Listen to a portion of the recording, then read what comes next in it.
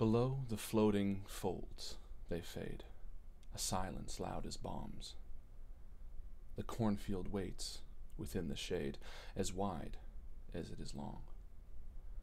For every fox still has a hole, despite its choice to roam. Deep within the wilder woods, a cracked and crooked home. The thickened silk, like branded skin, bears the names in list, deepened by the passing years, proof they still exist. A westward wind, which blows from east, brings with it a voice.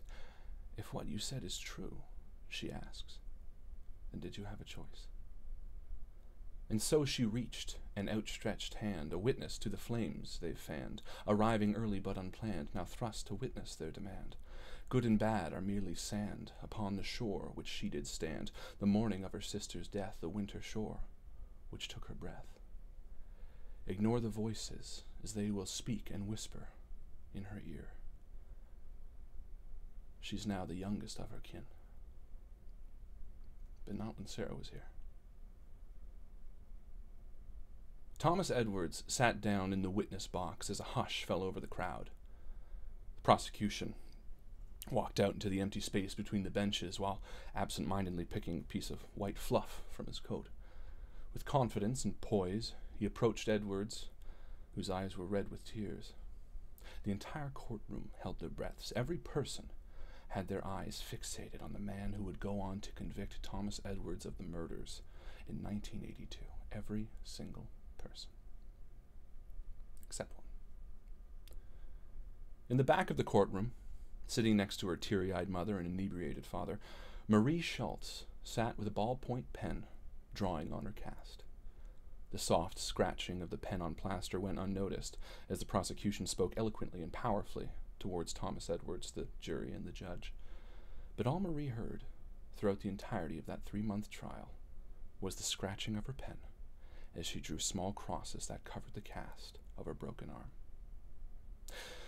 It wasn't just her father's alcoholism that tore the Schultz family apart, but the inability to move on from Sarah's death. After the trial, her father, an already established alcoholic, dove so deeply into the bottle that neither she nor her mother recognized him. Marie's older brother Stephen fought with him on multiple occasions, but ultimately it ended up the same, with Stephen having a bloody nose and Marie's mother locking herself in the bathroom. Marie left Harper's Hill as soon as she was old enough and never touched a drop of alcohol. Years later, while studying criminology in university, Marie was given the opportunity to study any case for her thesis, and even though her mother pleaded her to let Sarah's memory alone, something within her, fueled by anger and driven by the need for knowledge, sought a resolution for the murders in 1982. So she chose to study the case of Thomas Edwards and his 6 victims. However, she pored over the available records. Inconsistencies, destroyed records, altered facts all surfaced. And so in 1993, Marie met face to face with the man sentenced to life in prison for the death of her sister and 5 other children. Meeting with Edwards confirmed her suspicions that he wasn't the murderer of Sarah or the other 4 children. No, her true suspicions, while partly unfounded, fell towards the names of 4 old classmates: Georgie, Tam, Maddie, and Luke. The 4 children who somehow were intricate in catching Edwards. The limited information that was recorded had large gaps in logic, leaps in evidence, such as the hows and whys of them retrieving Jane's bracelet, absences many of the nights of the previous murders, and perhaps most curious of all, how immediately after Edward's trial and conviction, each of them left Harper's Hill, never to return. All except Luke. When Marie joined the police force some years later, she told herself it was not for Sarah, but that was a lie. She used her skills, quickly rose through the ranks within Arkham PD, eventually being tapped on the shoulder for greater, grander things within the FBI, all the while keeping one eye on the sleepy town of Harper's Hill for the return of the other 3. Until that same eye saw the name Luke Lawrence printed in the paper. The same Luke Lawrence who was murdered the way Marie's sister was almost 35 years ago. And now, standing in the tossed and turned motel room, the same Luke Lawrence who owned the diary, tomes, and personal effects that were taken this very night. The cool autumn wind moves through your jacket, Marie, as you feel winter's bony fingers up your spine. The fragments of your personal belongings litter the floor of the motel room before you. Fuck is this? Someone's broken in. What do you mean? This is your hotel room, and these aren't your items? They are. I don't. Do you leave your hotel room looking like this? Absolutely not. Look, the place has been turned over. She walks over to the mattress that's lying askew on the bed frame.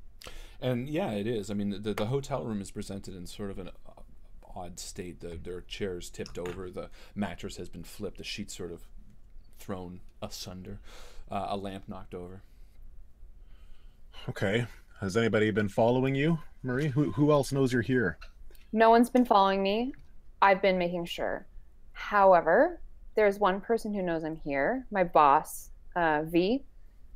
I called him when I saw the news of Luke's death, just to let him know that I had to take some time off. Well, maybe you should call down to the front desk to see if someone was here looking for you. Yeah, That's a good idea. So, and again, just to sort of reiterate, you came back to your motel room. The door was slightly open, and when you pushed in, again, everything was sort of torn apart, and the safe in which you had the documents has been bent open. Yeah. Can I investigate that safe? You sure can. Wonderful. So you walk over to the safe. It's now on the floor, again, been pried open by some object of some sort. Why don't you give me a something roll, investigation, if that's a thing, which I think it is. 25. Ooh, what level of success is that? Investigation is not a roll that I can see. Let's call it, we could do law, we could do... Well, what are you specifically trying to find out, I suppose? I'm trying to figure out whether I can ascertain how the safe was pried open. Okay. Put it this way, it seems like a metal object of sorts, what you could guess maybe a crowbar or something, was put in between the metal siding and forcibly pried open. These safes are notoriously cheap, and specifically so in the Red Sparrow Motel. It seems like these are sort of bottom dollar 60s units. Whoever did this had a crowbar. You can see here, and she's pointing along the edge where there's like an indentation from the crowbar. Well, was it everything in there? All the files, everything about us and everything about the case? Well, nothing about the three of you, but everything that I took from the police station. So there was, let me see here, Luke's journal, some of the case files pertaining to his death, telephone that he had on his person. Actually, everything that you took was just Luke's personal effects. So everything that was found on his body when he passed away, which includes his phone, his diary, the books that he had on him, as well as a small envelope of personal effects. Well, my question is, if no one knew you were here aside from, and you're sure of this, that it was just your boss who knew you were here, is it possible he might have communicated that to someone else? I don't think so. V always had my best interests at heart. I feel like he knew that I need some space. And you work here locally? No, I work in Arkham. So someone must have known. Someone must have been at the crime scene, seeing that you were there. They must have followed you or something. Cause... Well, not to mention there's the mayor and the sheriff. They both know you're here, Marie. Yeah. The sheriff... Deputy Hall, I guess he's not deputy anymore. Officer Hall, I'm sure would not do this, so we got to rule him out. But he did know. No. You're right. So but as you discuss this, you notice that Maddie is just hanging out outside the motel room, and he has yet to enter, and he's actually turned around. He's sort of staring up at the moon, absentmindedly. And I note that, and I walk over to the phone to see if it's working, if it's still plugged in. And I would. The telephone? The motel room phone? Yeah. Yeah. Yeah, yeah. Well, I pick it up, and I pass it over to Marie. This probably should be brought up with the desk. Sure. Do I have any messages? No. Hey, it's me. I stole all your shit. You never know. Not possible. He is a good officer. Maybe let's crack the case. Okay. Maybe before we get anyone else involved, we should do a thorough search of the room just to make sure that we've seen everything there is to see. Well, I think we need all the eyes on this one. I'm going to see what's up with Maddie, and I go out to the hall to check on him. So you exit, and the motel exits onto the parking lot, and he's actually standing out next to his car.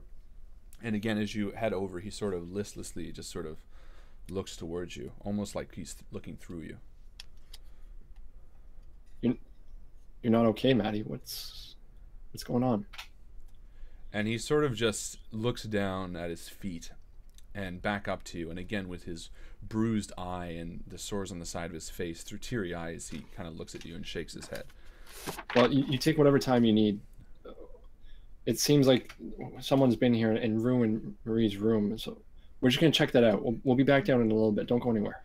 And you notice that he's actually holding a crumpled one of the small leaflets for Luke Lawrence's funeral tomorrow. And he sort of looks up to you and he says, I don't know if I can do this right now. I get closer to him and I hold his hands. I say, Maddie, Luke would understand that it's not the right place for you right now. And you got to do what you got to do. You've been through a lot already. We all have. You need to take some time. Just look after yourself and come back when you're ready. And he sort of leans around you and he turns to Georgie inside the motel room. He just says, Georgie, is it okay if I stay at your place tonight? Yeah, no problem. There's a key under the back door mat. And he nods, and within a few moments, he steps into his car and he drives off, presumably towards your house. I hope he's all right, Tam. Can't blame him. Yeah. All right, Marie. Okay, let's look around. Let's see if we can find any trace of anything this person might have left behind. I'll start in the kitchen. I'll start in the bathroom. And I go into the bathroom, take a look. Okay. So you do your business. Well, that's really just an excuse to... No, but I figure, be thorough, Harlan. Absolutely. Maybe they threw something out in the... you never know. Absolutely. Okay. So you head to the bathroom. Marie, where do you start looking? I'm gonna take a look at the door. You said it was left ajar, so I would like to see if there's anything, any smudges, any pieces of fabric, any hairs, anything attached to the door handle, anything. Perfect. So give me a spot hidden on the door. Tam, why don't you give me a spot hidden on the bathroom? And Georgie, where are you?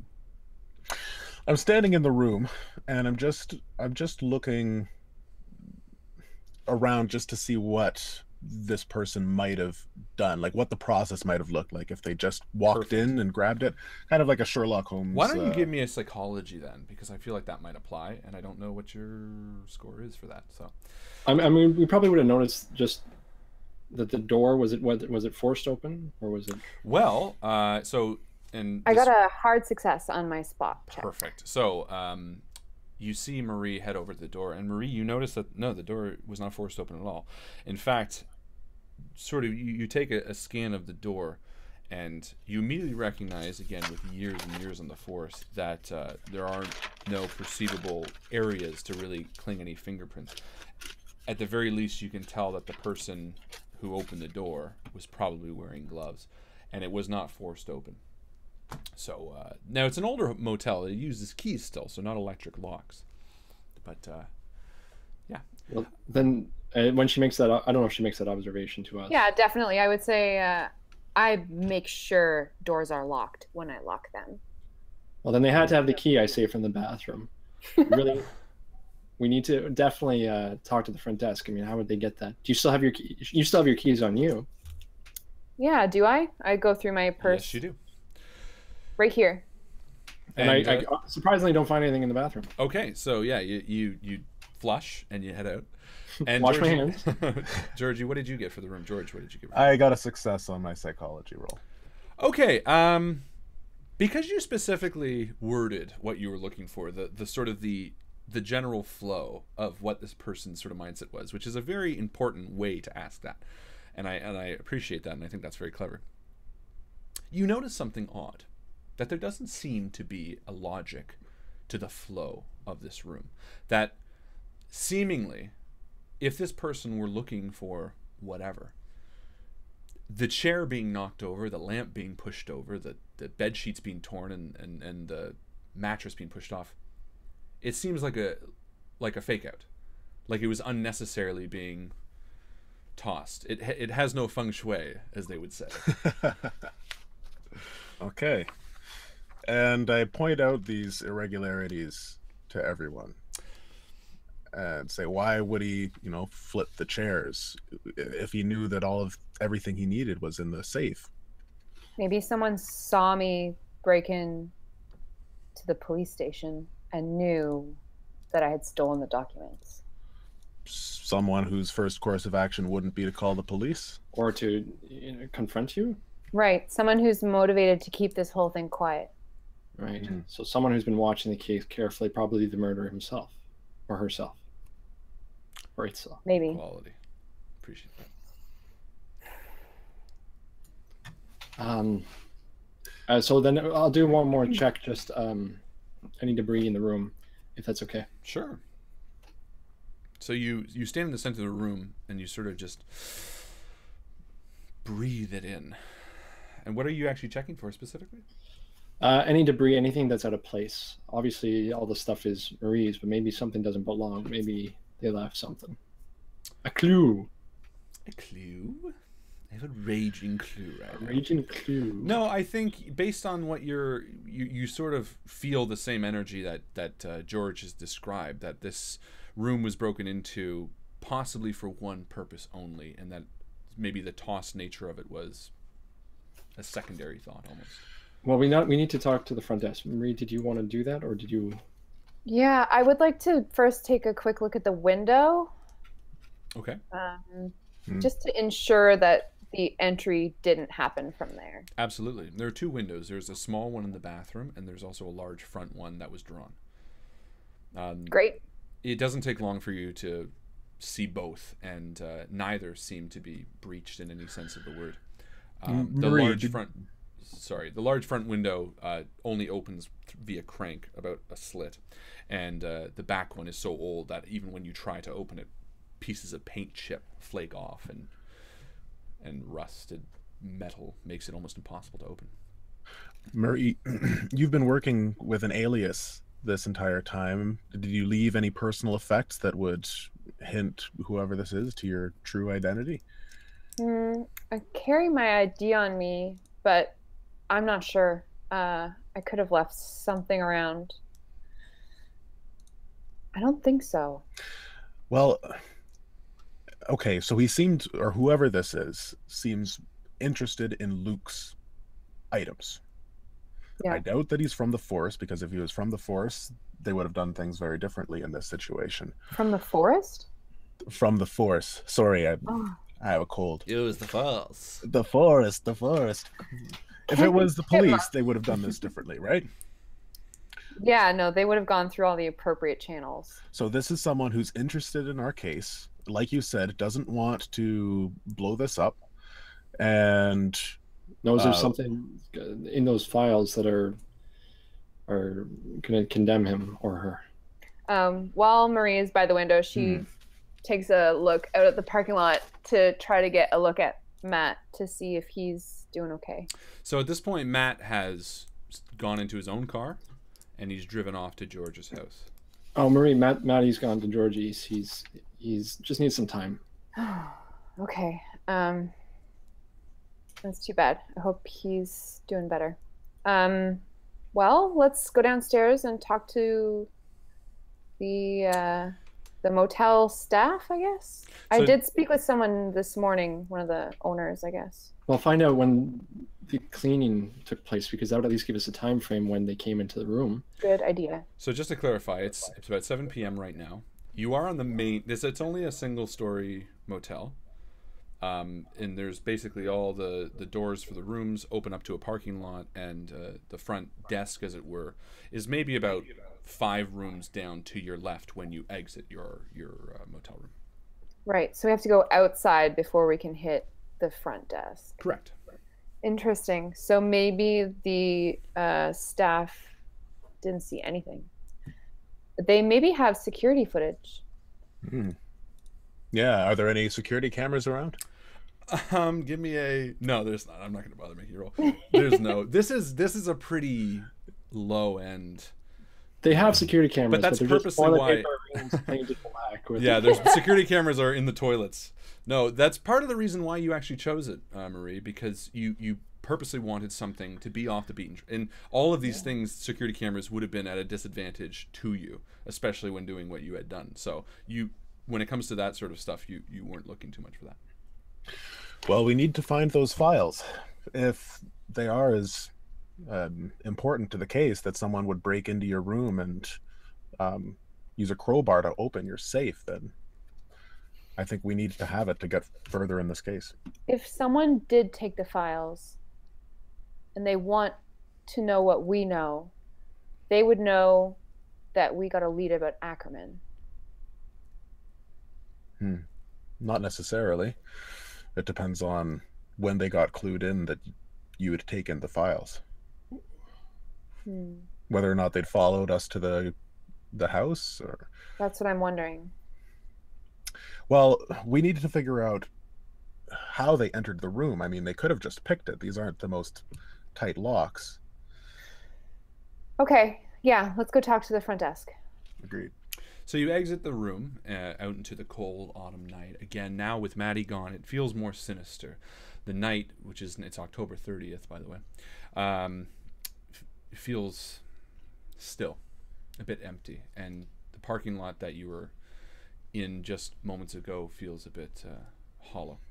And you turn and head along the row of doors past the vacant rooms and enter the lobby.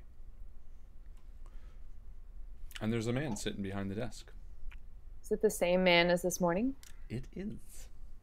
Good evening, sir. Hi there. Oh, and he stands up. Hi. And Hi, he's, again, an older man, maybe 60s, 70s. Claire West, room 104. Yeah, no, I remember. How can I help you? Has anyone been to see me this evening? I couldn't tell you. I'm not sure what you mean. Did someone come and visit you? Anyone borrow the key to the room? The key? No. I keep all spare keys on the rack. And you see behind him there's a large rack with the numbers of the keys. And do you have the spare key for the room, Marie's room? Room 5, of course. And he turns around and he heads towards the large rack and he reaches out and he stops. Oh. Well, now that's interesting. And he turns back and he says, no, I must have misplaced it. Give me 1 second. And he kind of walks around the back room and sort of starts shuffling something.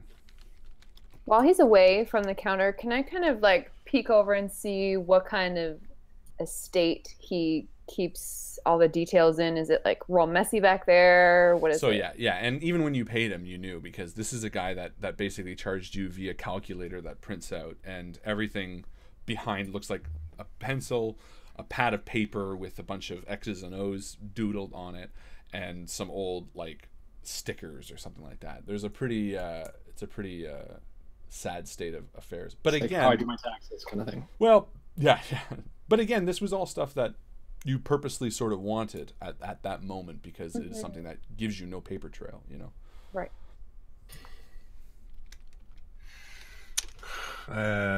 What's this guy doing back there? And he's just sort of shuffling around, and after a few minutes, you kind of, it gets a bit more frantic. Starts shaking something, and you can kind of hear him sigh. And he walks out, and he points to a sign on the wall without saying anything that says property not responsible for lost asshole. And he says, first thing he does is point to the sign. But he says it with a jovialness. He says, "Listen, ma'am, I'm not sure what you might be getting at, but if the spare key was stolen and something is missing from your room, I assure you that it was not our responsibility." When Do you have insurance, sir? Yes, of course, but hopefully it doesn't come to that. Is there something I can replace? Was it My safe was broken into in my room. Was turned over this evening while I was out. All of my personal items are in disarray, and I had some jewelry stolen. I'm awfully sorry to hear that, Miss West. Listen, and he sort of eyes the other two. I'm not. And again, he seems like a relatively innocent man. If there's any way I can... Look, sir, I'm not gunning to hold you personally accountable. I would like to get my belongings back. Are the rooms serviced by anyone throughout the day, or were you away for lunch? Maybe some period of absence from the desk? No. When I took my dinner, I ate it right back there in the room. I'm sure I would have heard if someone came in. Curious. And what about the maid service? Well, the maid service, they come every other day. I don't know why this guy sounds like Southern all of a sudden. They come every other day.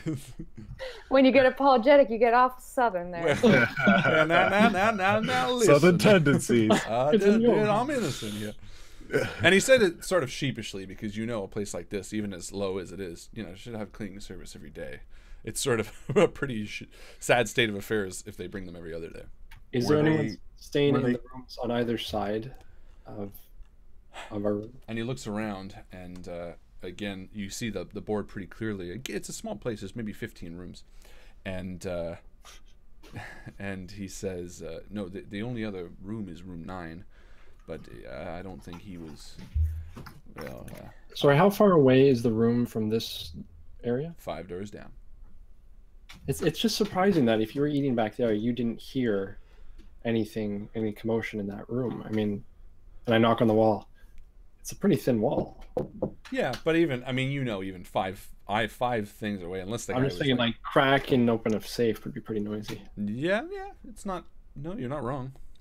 And he kind of just again sort of looks nervously between the three of you. I want to do a psychology check to see if he's not on the up and up about something. I feel like there's, the fact that he claims to be in that room or within a couple of feet. Yeah. Ooh, that's extreme success. So he hell yeah. You can kind of tell he's lying about something, but you don't get the impression with an extreme that it's malicious. I just find it hard to believe that the key went missing, and you were here all day, sir. I mean, we're just trying to figure out what went wrong here. If I can just put everything on the table here, and she opens up her FBI badge and slides it across the counter. Whoop-pap. And it lands with a heavy thud because of the weight of the power in which you hold. And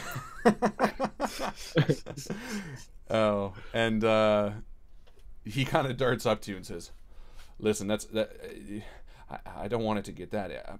The truth is, between I don't know, maybe 2 and 5, I tend to take a nap before dinner." And he kind of waves you back, and you peek around the wall, and you see that there's like a pillow and a really comfy recliner. After I eat my Kentucky Fried Chicken. I don't know what he would sound like. I didn't phase this guy out, unfortunately. But and he kind of looks at you nervously and says, "Listen. We run a simple establishment here. I own it, my wife, and we just try to keep our heads down and quiet, and maybe we let things slip every once in a while." And is your wife here? Maybe she saw something. No. She's at home. I watch it most days. And who is here throughout the evening? Ostensibly you go home for the night. Well, my son, Carver, he comes in around midnight and watches till 6 a.m., but that's about it. Between 2 and 5, he said, yes. All right. Well, I won't thank you for your help, but I appreciate your time. So mean. He's a nice old guy. He you know. He's a bad business owner. He did allow. I'm sorry. Please don't beat Bad me. business owner. Okay. Can I interject here? The forum, the Discord is going crazy because the last thing that we heard before we cut for the evening last week was that there was another murder. Yeah, I was curious why you guys never really did anything with that. Well, you led it in such a way that we forgot all about it. That's okay. Anyway, so is there anything else you wanted to? We're just cool as cucumbers. Is there anything else you want to ask him? Because you can always roll persuasion or law or whatever you want. We might be back to see you later. Okay, and I'm sorry. I fucking hate this guy's voice, and I'm sorry. That's perfect. It's not. It's not. This is mass. You know, some characters don't like their own voices too. So yeah. All right. Did I he love say the that? accent, by the way. I hate my voice. I hate my goddamn voice. Where are you from, by the way? Well, Bolden, Mississippi. I came up here 50 years ago. I thought there was something. All right. No, but he sort of pushes his glasses up and looks between the three of you and says, I do apologize. If there's anything I can do, just let me know. Yeah, all right. And I make my way back outside. Well, you know what? There was another murder too, so maybe. And if the murders are realization connected, that there was a murder dawns on you like a ton of bricks. You realize all of a sudden, oh my god. Yeah, if there was another murder, as we heard on the radio, then it's pretty safe to say that maybe it's someone different, right? I mean, it'd be a pretty busy person. What? Well, No. between 2 and 5, Not so Victor. they came here, broke in. Oh, stole the someone phones. different than the murderer and who broke Depending in. on when the murder happened. I got The you. murder could have happened days ago. Tam, Right, but we have a time frame here at least, so that way, when we do go to the murder, we can at least cross-reference that. Did Marie, we get? can we Sorry. talk outside? I presume we were. I assume we were Oh, talking. okay. Yeah, you're all outside. Okay. So we need to figure out whether or not we're being followed too. If there was another murder, I don't think it's safe for you to stay in this place again tonight. Do you No, agree with I that? agree. Yes. I'm sorry, I don't have the funds right now to take care of one of the pricier motel rooms. Where? No. Don't worry about it. You can stay with me. My Thank place, you. it's nothing special, but I think it might actually be nicer than this place, even though it hasn't been lived in for 30 years. Quite likely. The bathroom. I don't know if you saw that. It was Tam. fine. There was like one earwig. Oh yeah. Oh my god. Oh, boy. Listen, though, you took those files from the sheriff's office yesterday, or this morning, right? Last night. Last night. Okay. Can you tell us a bit about that? Well, I spoke with the sheriff, Paul Hall, when I went to the crime scene, and he alluded to the possession of said documents, and said that it was going to be kind of an ordeal to get them processed and everything. I wanted to keep my head down, so I went back to the motel and I did some thinking. I figured that I had to see them, no matter what, and I didn't want a lot of red tape binding me up. I don't know if you guys remember what it's like to deal with these police here, but small town sheriffs, I don't know. They don't know what they're doing. Sheriff Hall definitely knows what he's doing. If there's anyone we can trust in town. No, it's not to besmirch the sheriff's name. He was as helpful as he could be, but the rest of the cops there and you know, administrative bullshit. Yeah, the paperwork. Can only So imagine. I committed a felony, drove across town to a payphone near a convenience store that I knew of, and I placed a false call for help, requesting the presence of the police. This is maybe 3 a.m. or so. And I knew they were going to send the only the only cops that they had on duty from the police station. So I drove to the station and waited for everyone to clear out, snuck past the secretary and helped myself. I give Tam a look. And that worked. seemed to work just fine. They had no idea that they were even stolen. Huh. And you're confident that nobody saw you?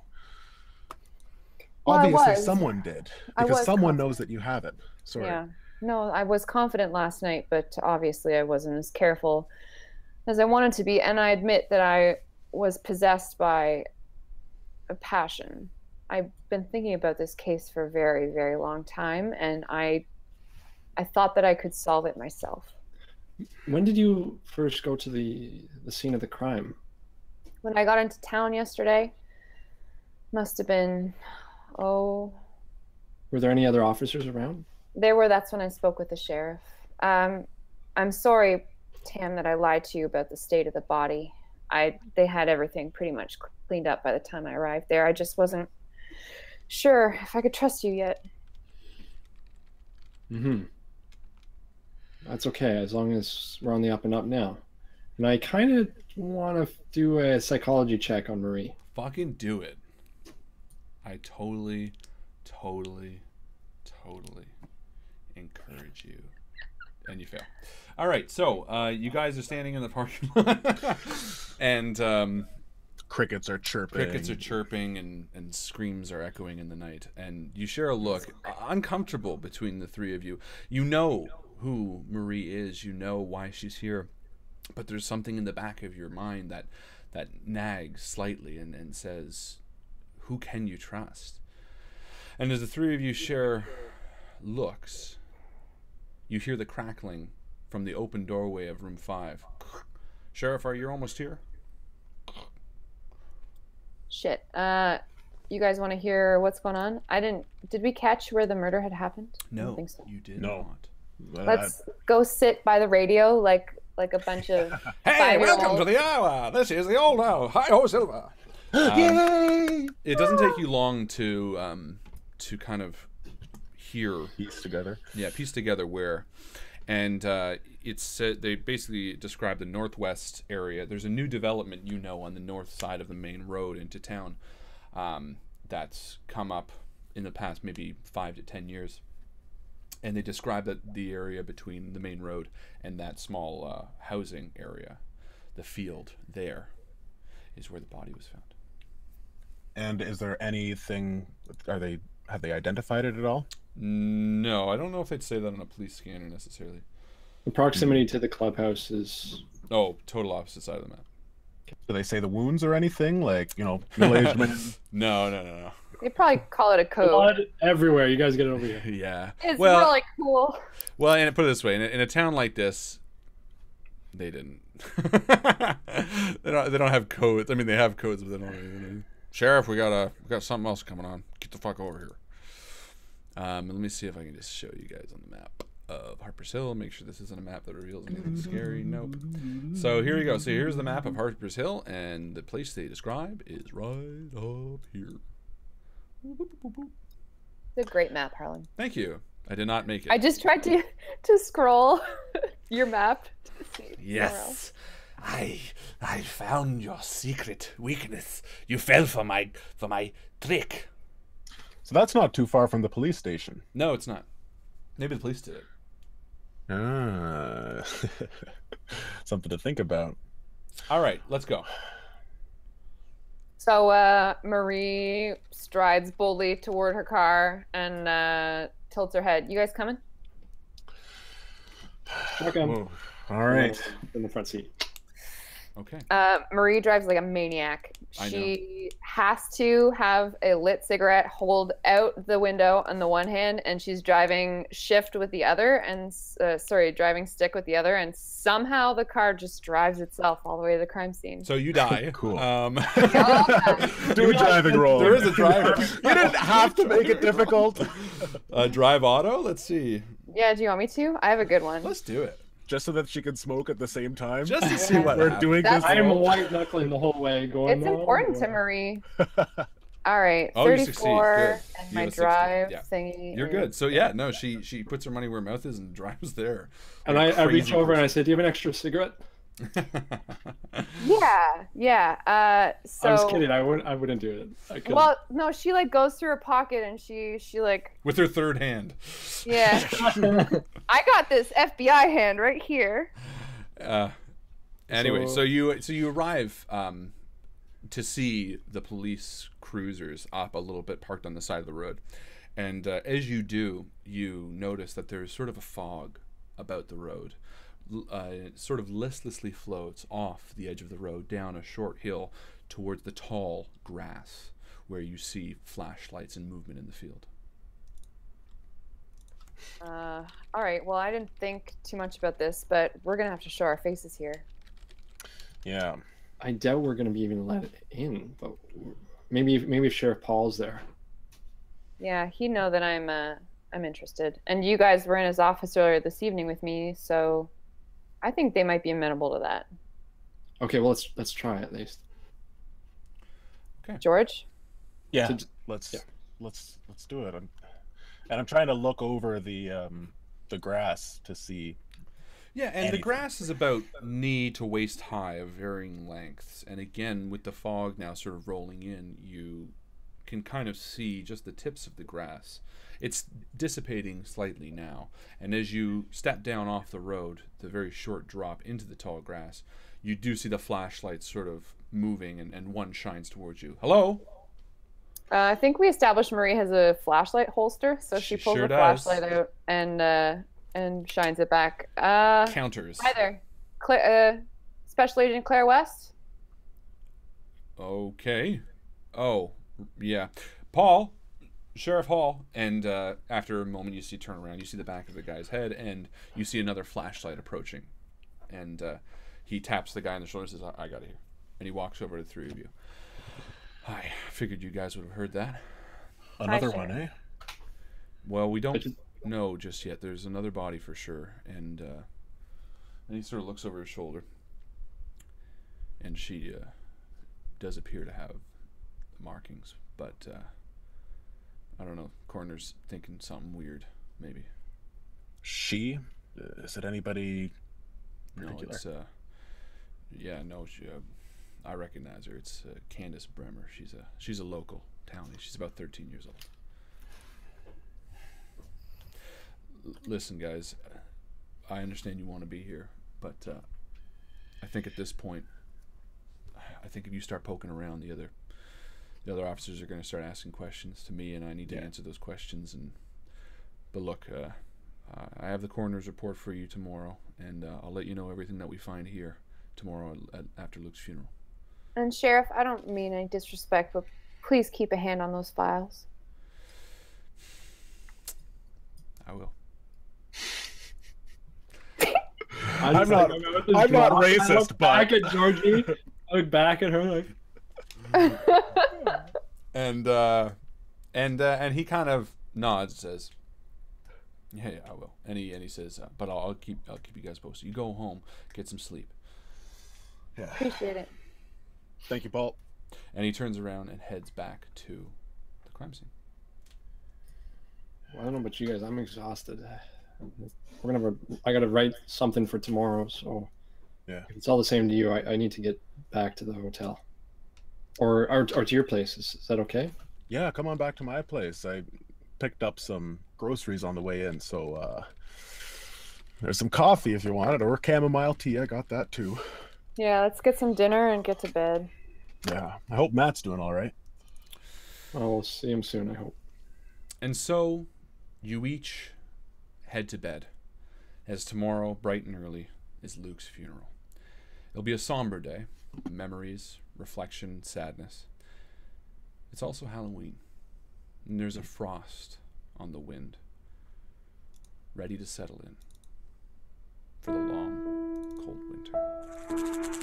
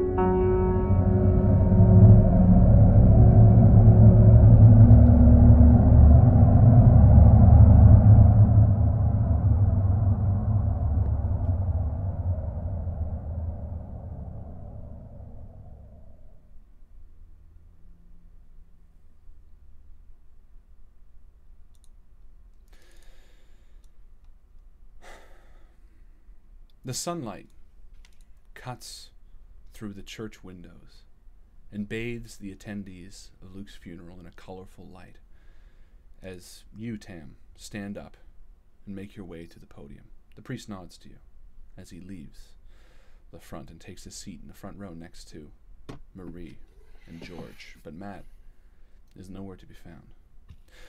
Tam, at the front, you scan the faces before you. Some familiar, some older than you remember, some worn.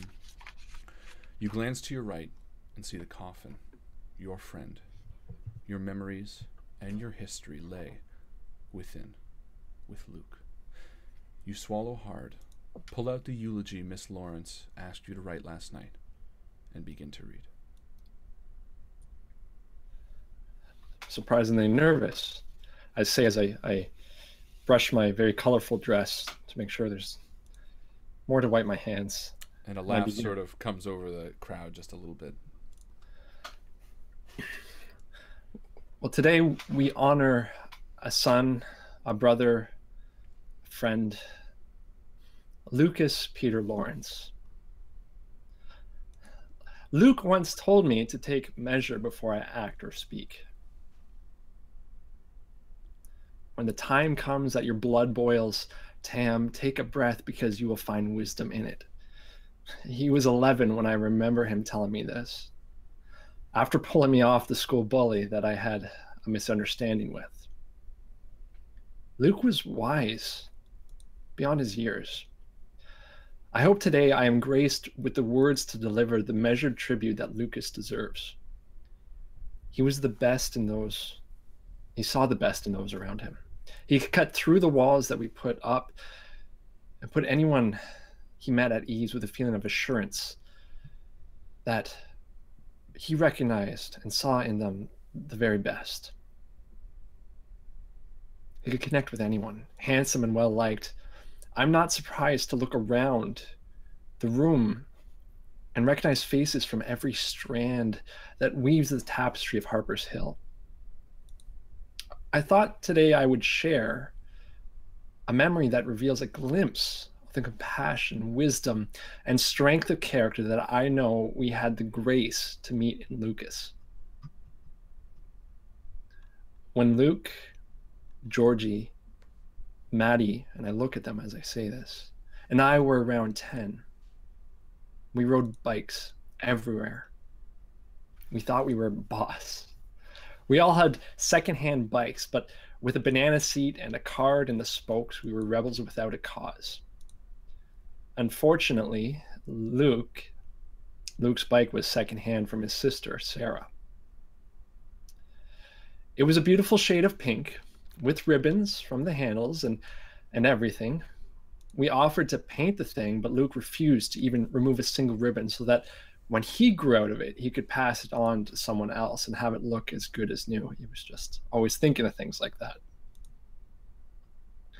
That year for Christmas, Jane, who was as close as could be with Lucas, saved all her tips from working in the Halton Diner and bought him a BMX. It was beautiful, silver and blue. It was a GT, I think. We were sure that if it could grow wings, it would fly. We would tear up the streets and find places to jump our bikes and talk for hours as if we had jumped the Grand Canyon. Overheard one day, Maddie was told that if he wanted to do a real jump and not some kiddie stuff, then to meet at the old quarry. When we got there were middle schoolers everywhere, ripping down mounds of dirt and popping wheelies. We were out of our league. Unfortunately, the same kid who told us about the quarry was there and saw that we were leaving when he yelled, sorry, Maddie. He yelled, "Hey, Maddie, going home for a nappy change after seeing what real jumps look like?" Well, a double dog dare and a growing crowd of onlookers later, Maddie was at the top of a half-buried excavator looking down the business end of a slope that would launch him over a ravine. I kid you not, they called this jump the Devil's Armpit. Maybe because of the poetic nature of youth, or more likely because the stench of the suspected sewer water that entered not 100 meters upstream. We begged Maddie not to do it, Luke expressed that it was not worth it, that the jump was likely to break every bone in his body. Georgie even did some calculations that gave him less than a 25% chance of survival. But Maddie, braver than smart in those days, would not be dissuaded. So Maddie was ready. We cleared way to give him space and to get a better view. The crowd counted down. 3, 2, 1. But just as I was sure this would be the end of Maddie, there goes Lucas barreling down the hill in a streak of lightning, silver and blue. The BMX GT was demolished. Maddie was white as a ghost, but carried Lucas all the way to the hospital. First thing that came out of Lucas's mouth was, "Is Maddie okay?" Before long, we were back on our bikes, Luke with ribbons and all. I knew now that Lucas was faster than all of us. I'd seen it, but he tended to hang back with me, waiting while I dismounted to watch a dragonfly or just to talk about whatever came to mind. He told me that he knew how brave Maddie was and that he could have jumped the ravine or died trying. Luke said that if he stood by and let something bad happen to his friend, he would hate himself forever, and the only thing he could think to do in this moment was to jump it himself. We had many good conversations about things seen and unseen through the years, and though I didn't always make sense to other people, Lucas understood me. I would like to finish my tribute with a story that helped me many years ago understand some of the tragedy that we've had to face. I wouldn't know it would have been just the thing Luke and I would have talked about. This story is from Water Bugs and Dragonflies by Doris Stickney. Down below the surface of a quiet pond lived a little colony of water bugs. They were a happy colony, living in the bottom of the pond, far away from the sun. They did notice that every once in a while, one of their colony would suddenly climb up the stem of a water lily and disappear from sight. "That's funny. Where do you suppose she went? Wasn't she happy here?" No one had an answer. They were greatly puzzled. One water bug had an idea. "The next one of us who climbs up the lily stalk must promise to come back and tell us where he or she went and why." "We promise," they said solemnly. One spring day, the very water bug who had just suggested the plan found himself climbing up the lily stalk. He broke through the surface of the water and fell onto a broad green lily pad above. He couldn't believe what he saw. The sun, the sky. A startling change had come over his body. His movement revealed 4 silver wings and a long tail.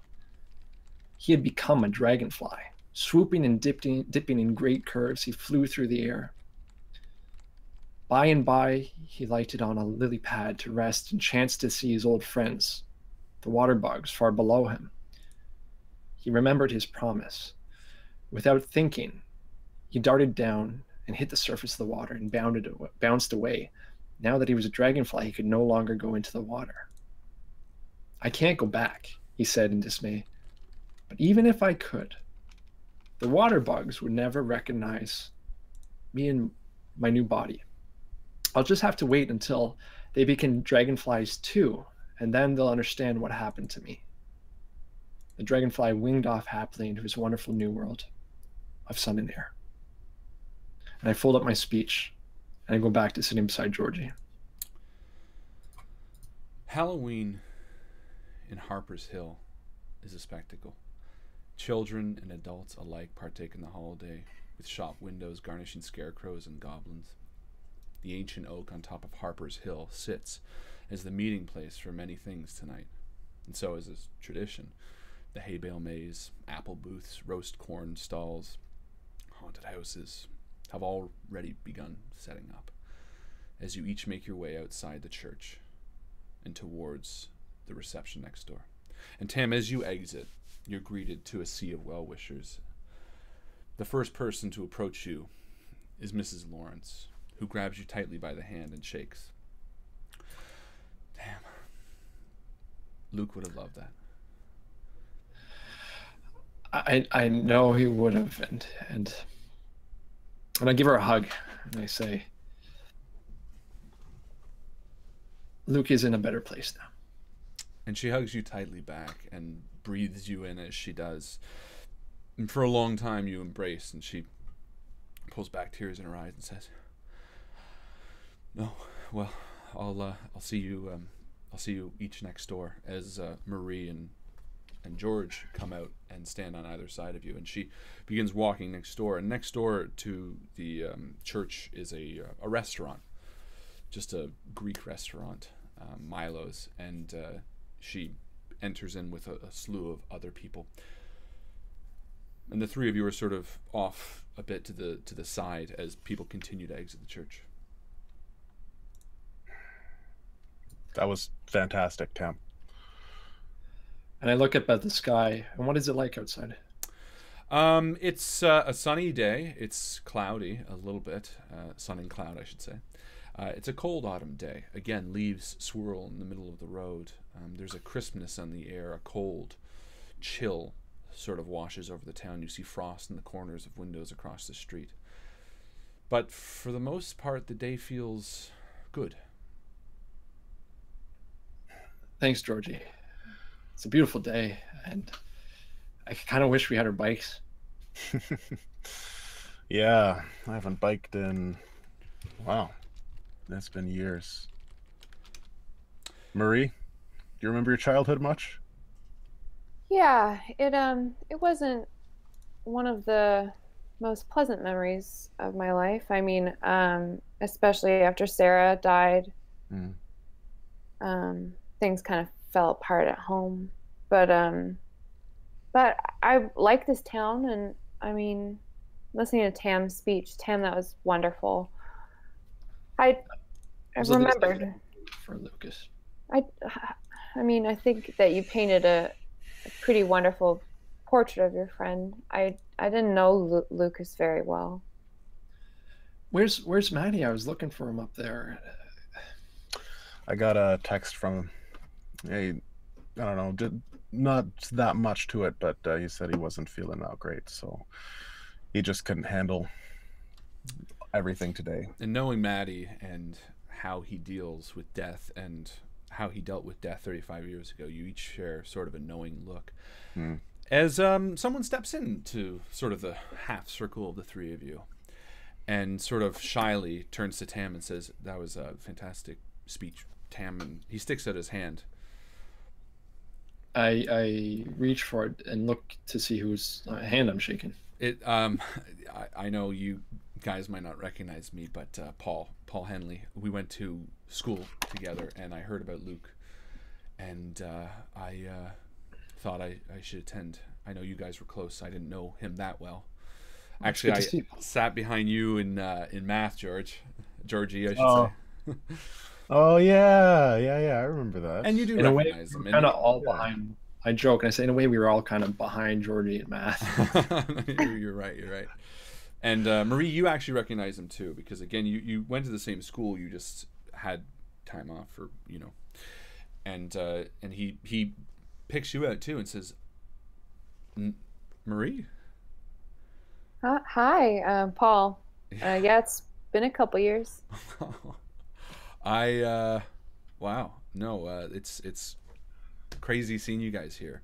I mean, I wish it was under better circumstances, obviously, but look, I mean, I've been in here, in town for the last 10 years, and I felt weird about not coming in here, and I thought I would, and I heard you guys were back in town, so. Yeah. What have you been doing? What have you been doing with yourself? I work at the bank, just and he points, and just a little bit down the road. And the old bank. Yeah, no, the First National. Did you spend any time with Luke in the past? You said you were here for the last 10 years. Oh yeah, no.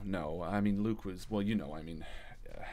we grow apart, and he sort of says it with a bit of sort of sadness, and Luke was in his own world for a lot of it. What do you mean? Well, Luke was. Did you guys not talk to him much? Well, not after we all left when we were pretty young, and as things go, you leave the state and friendships fall apart, you know. And as you're talking, he sort of looks over his shoulder and he kind of gestures to go with the crowd to the wake / sort of reception area next door. And you talk as you walk, and he says, "Oh yeah, no, look." And he sort of looks around to make sure none of the close family is nearby.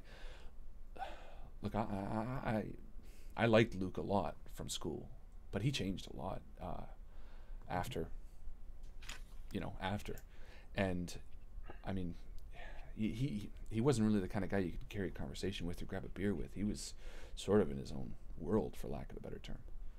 What do you mean by that? He's just a look. We'll talk inside. And he sort of kind of skips up ahead and says, "Look, I'll grab a booth and we'll talk inside." And as he kind of moves up, you feel a tap on your shoulder, George. And I turn around, and before you is a maybe late 40s woman with long blonde hair, wrinkles around her eyes, and smile lines on her mouth. And coyly, she smiles at you. "Georgie Whitman, I didn't think you'd ever be back in Harper's Hill." Oh my, it's and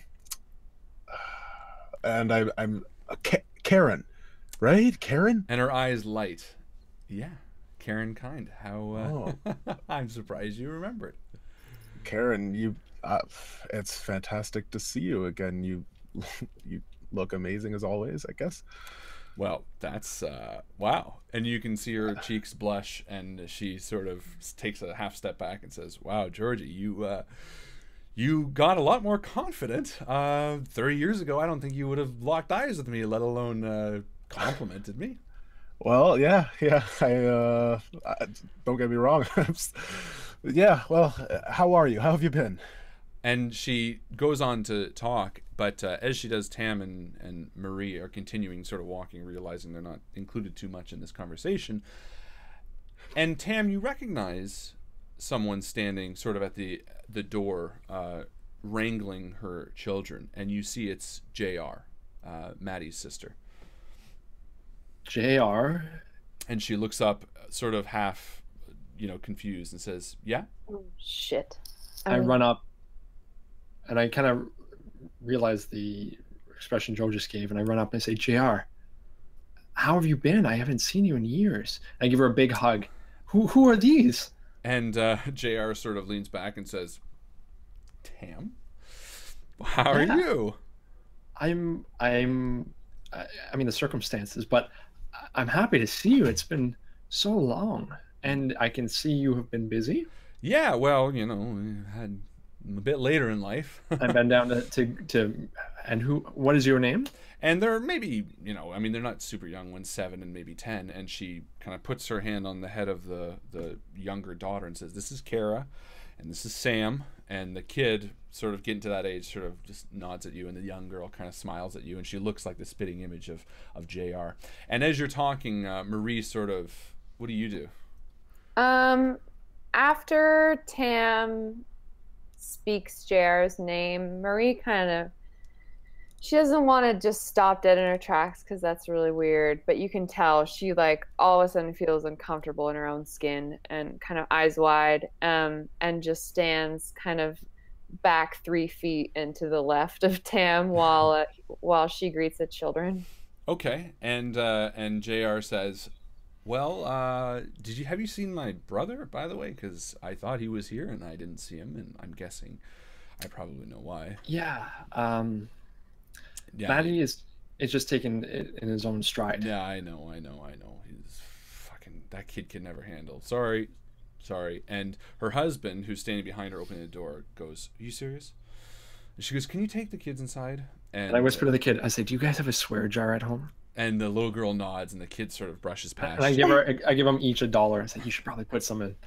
And the kid sort of takes the $1 and just puts it in his pocket, and the little girl takes it and kind of covets it and slips it in her own pocket. And the guy steps forward and says, "It's Mitch, by the way. Nice to meet you."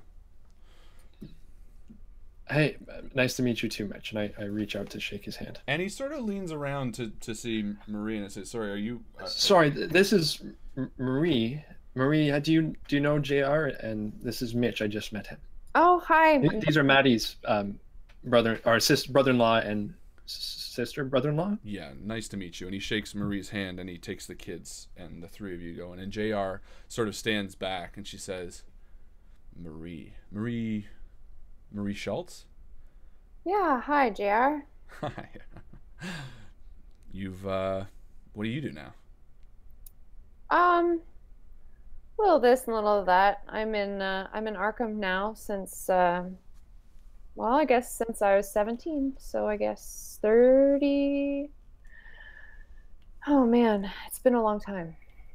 Wow, well, it's nice to see you. We used to hang out quite a bit back in the day, if I remember correctly. Yeah.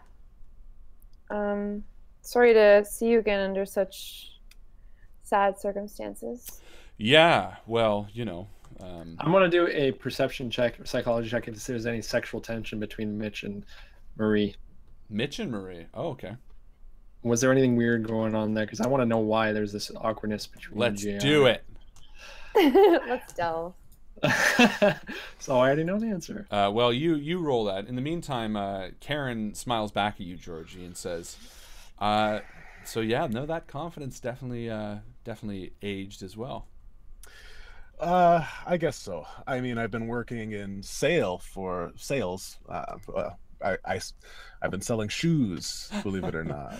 Georgie Whitman sells shoes. I sell shoes seashore? at the DSW.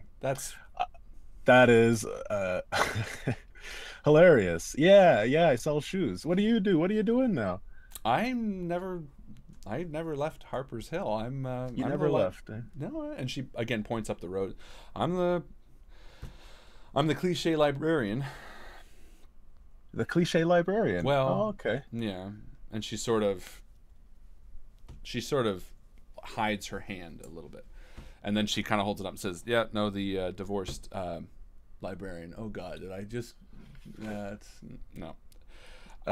You know sorry. What? I'll meet you inside. And she sort of embarrassedly tries to leave the conversation. Well, hold on, Karen. I haven't been back in a long time. It's really good to see you. I wouldn't mind knowing, like, you got into being a librarian? Do you I got into it. Yes. No, I got into it. I went to librarian school, and then I studied hard the books, and I ended up being the librarian that I always wanted. No, I got into librarianism. I got to librarianism, and Georgie. Look, I've always loved books. I guess it's. You know what? You want the short story, Georgie? I married an asshole. We stayed in Harper's Hill because I wanted to. He didn't. He left. We never had kids. And when you're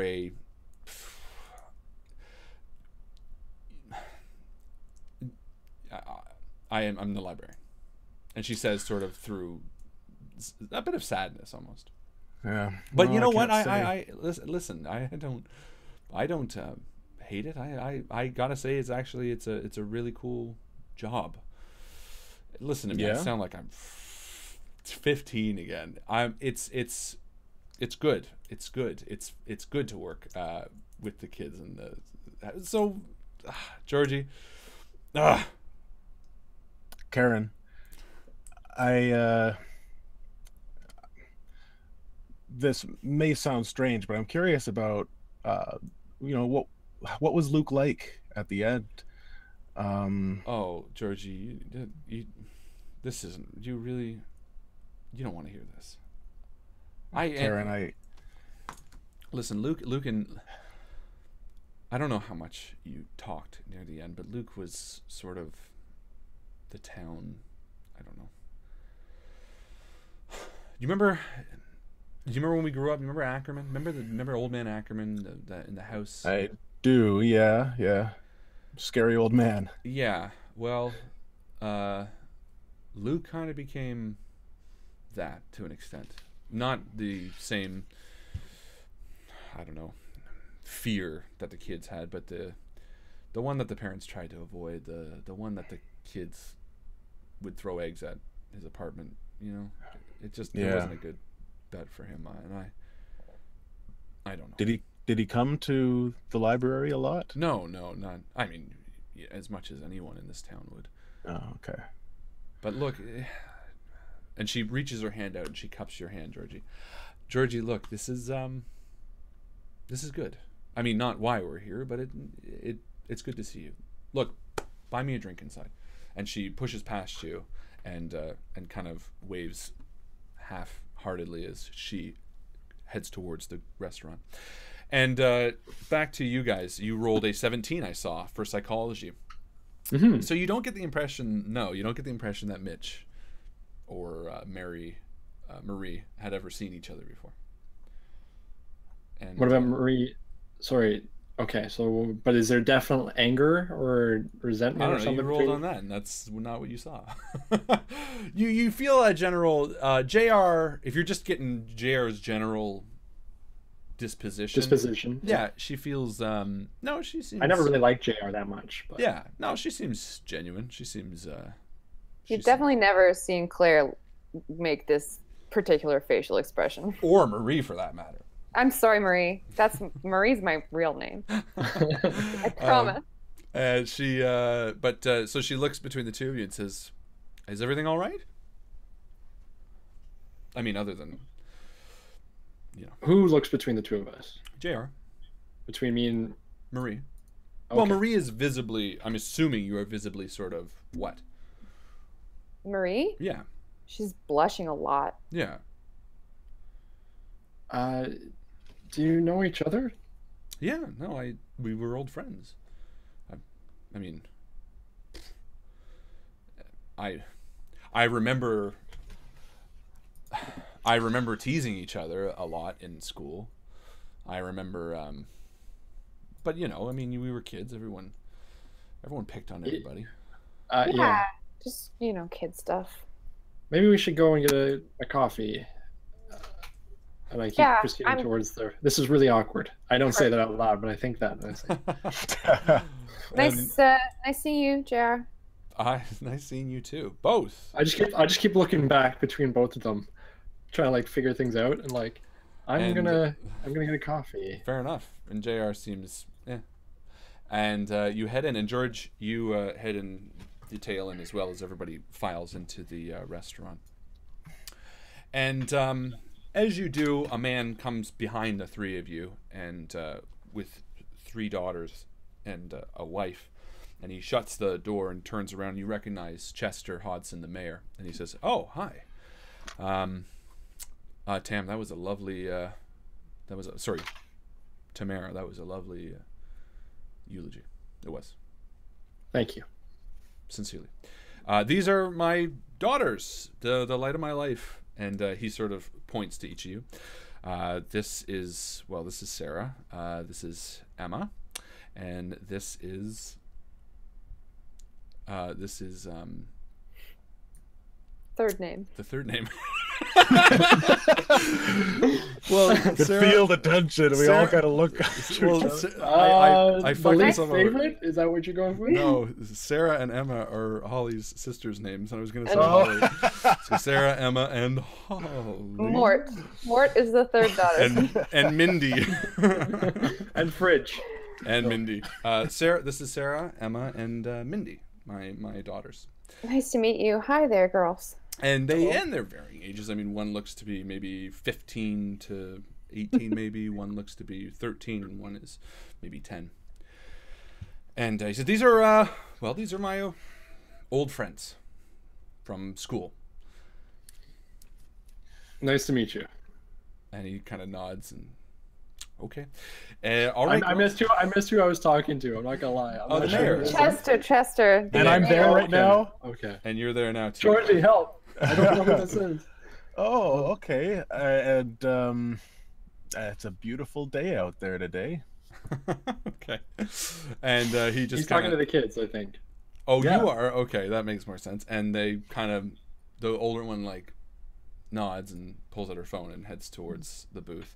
And I don't blame her. The mayor says, "All right, no, girls, let's get a booth." And this is my wife, Clarice, by the way, and beautiful, stunning woman, probably a few years younger than the mayor. Sort of smiles at the three of you and very weakly offers a hand to shake.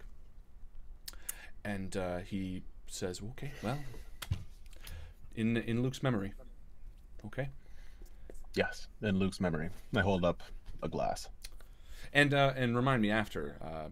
Want to talk to you guys about something, but we'll let it wait. And as he does, you can hear a tinking of glasses, people at the bar getting drinks, and people sitting down in a restaurant setting. And the three of you find an end of a table. And waiters come around and order drinks and things of that nature. And the restaurant is full of well-wishers and the like. And as you're sort of getting settled, you see a man you don't recognize standing at the front of the room. And he's holding a glass. And he starts tinking it, and everyone kind of rolls quiet. And he says,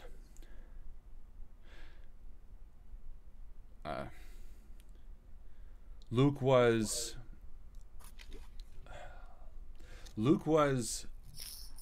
a guy, and you kind of hear a few people stifling laughter, and he sort of looks embarrassed. Luke was a good man. Here's to Luke. And you see a few people kind of rolling their eyes, and a few people like, okay. And some people sort of, yeah, oh, good. And everyone takes a drink, and sort of the talk heads up, and he grabs a seat. And Paul Henley sits down right next to the four of you. Hi, guys. Hey, Paul. Hey. Hi, Paul. This is like a big reunion right now. Isn't it, though? It's a little overwhelming. Did you see Maddie's sister? Remember her? JR's here? Yeah. Look. Oh. And he points over, and there's a booth with you know, The kids are like two beating kids, each other up. Yeah, beating each other, and the dad, the father just looking like miserable. Tell me they all have Maddie's hair. And they all have Maddie's long blonde hair. That's weird. And the Paul Henley is It's your a family thing. your old high school friend, or your old elementary school friend. He sat behind George in math class. You met him in the halls. You probably took a case for him at one point. Paul, when was the last time you saw Luke? What was some memories you have, maybe?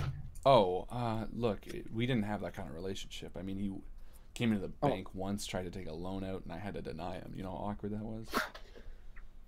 I see. Yeah, no, it wasn't. Look, I like I said, I liked Luke, but you guys don't understand how he was in his later life. I mean, Yeah. Can you tell me at all about him? I mean, when you lose someone, you want to paint a picture of the person that they were, you know, and I didn't know him in the last number of years. No, I totally get it, but the truth is, I didn't know him that well either. Like I said, he was a shadow of himself. I mean, he had an apartment just a few blocks away, Stonehill, I think, Stonehill Place. You know, he was there for years. Before that, he was at his parents' house. I mean, the guy was going on 50, and I mean, he didn't really have anyone. You know, I don't know what you want.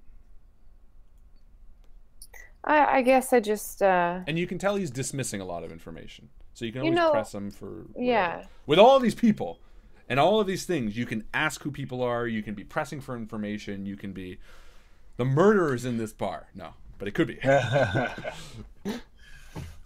Just so awkward. Detect. Everybody's dressed to the occasion. No one seems out of place. Give me a spot hidden. Well, I'm curious about that man who's still at the bar who made that toast. Perfect. Yeah. Go talk to him. What else? I just while we're still talking with Paul Henley, can I roll a persuade to get him to tell me some specific details about Please. the loan or Sure, man. Let's do it all.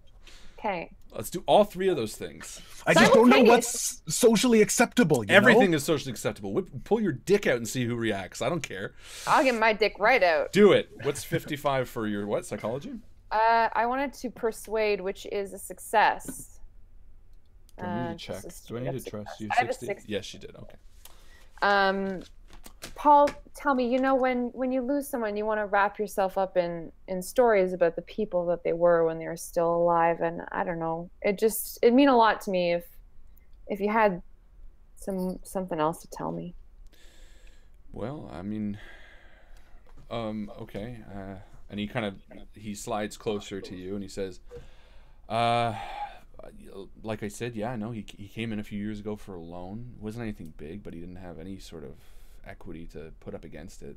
It felt, I mean, look, between you and I, we're talking about like a $500 loan here, and he didn't have the money to put up against it. I mean, this was small potatoes. For years, he worked well, actually, before I started there, he worked at the bank, but not when I came on. I think he worked at a grocery store for a bit, and then for the past like 10, 15 years, I don't think he was working. I think Did he say what the loan was for? we asked, but he said, and look, this is just between us. I mean, not that it matters now. God, that sounds terrible, but no, he just said it was for. He said it was something personal. I mean, that's half the reason right there. I mean, whether it be $50 or $500, you got to tell people what the loan's for. You can't just say, "Oh, I need $500." But that was Luke. He was a bit scatterbrained at times. He was, God, sometimes he was so depressing. Sometimes he was just mad. I remember one time, maybe 3 years ago,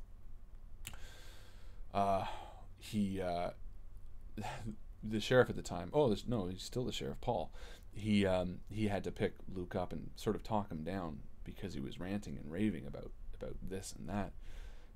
He calmed down after that. I think actually they put him on meds or something. His psychiatrist did, or someone did, I don't know.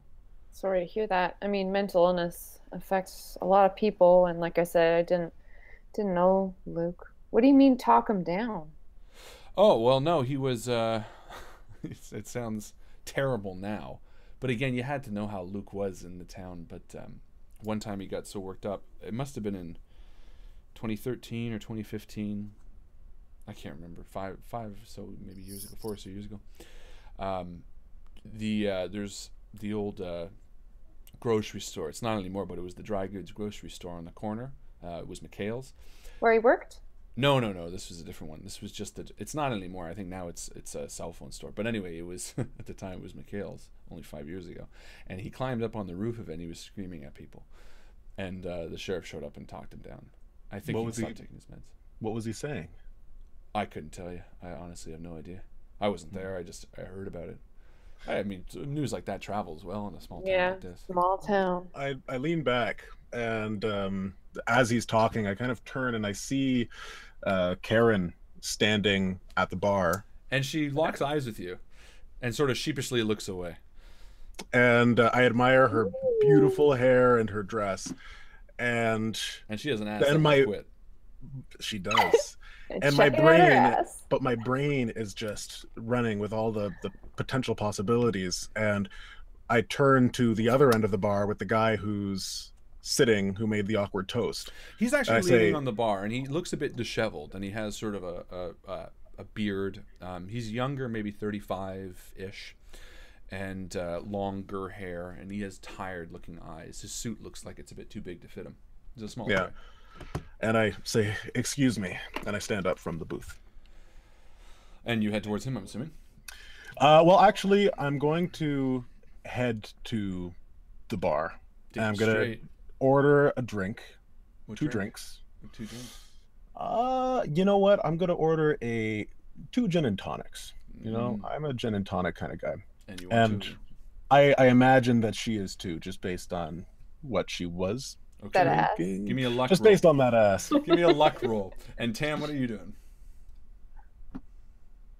Do I see Georgie going to talk to the person who gave the toast? You see him walk up to the bar.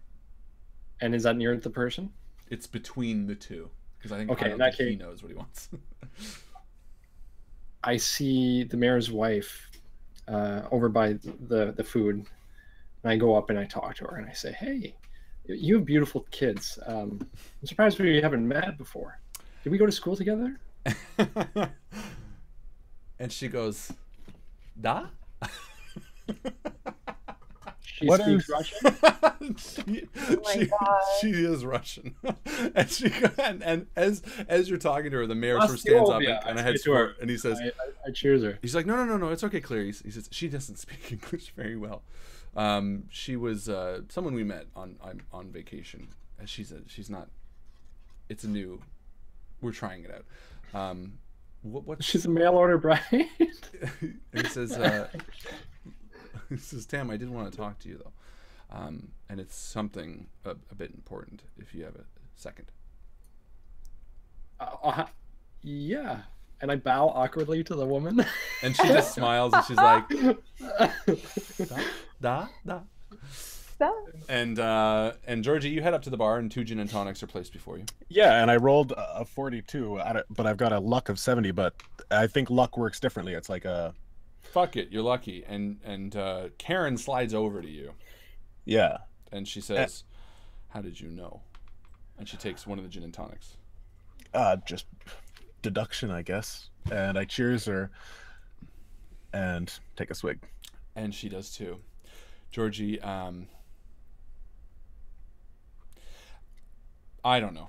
I kind of thought maybe this was going to be... Karen, I'm really sorry, but... and it's fantastic to see you, but there's so many people that I need to catch up with today. Of course. Look, just catch me before you leave, okay?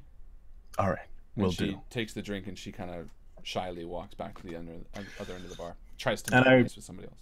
And I move over to the guy who made the toast. And you approach, and he sort of half steps away from you and grabs his drink and heads off to another end of the room, thinking that he's encroaching on your territory almost. I say, oh no.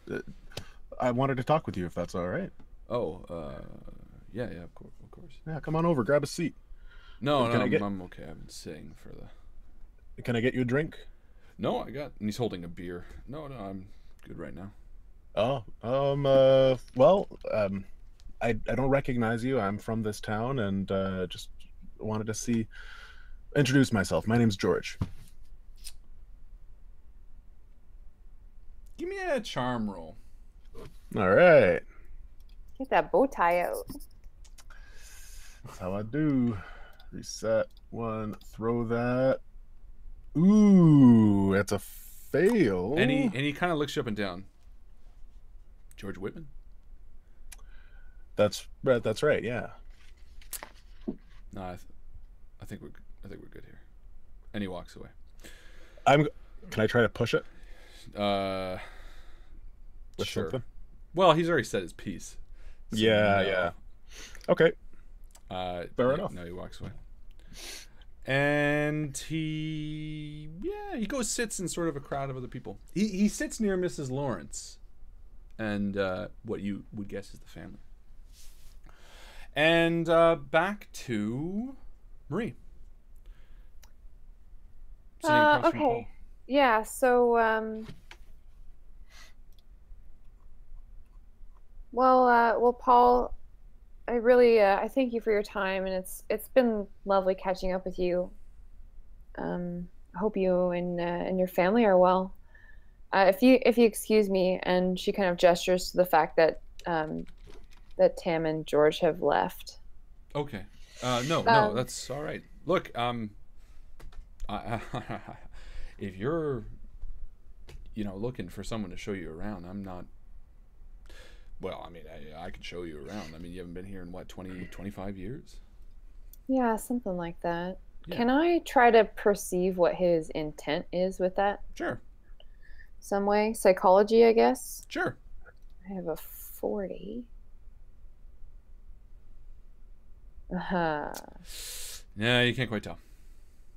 But he says, well, that's an interesting proposal. Yeah. What are you doing this afternoon? Well, I'm not going back to work today. I'd be more than happy to show you around if that's what you would like. What is it that, what do you do these days, Paul? I'm the bank manager. Bank manager, right. I'm sorry. Brain like a sieve. No, it's all right. What do you say you do? Oh, I do merchandising. Oh. Yeah, I mean, it's just a job, but I mean, like discounts, so that's nice. Hey, what kind of merchandise? It's mostly women's fashion.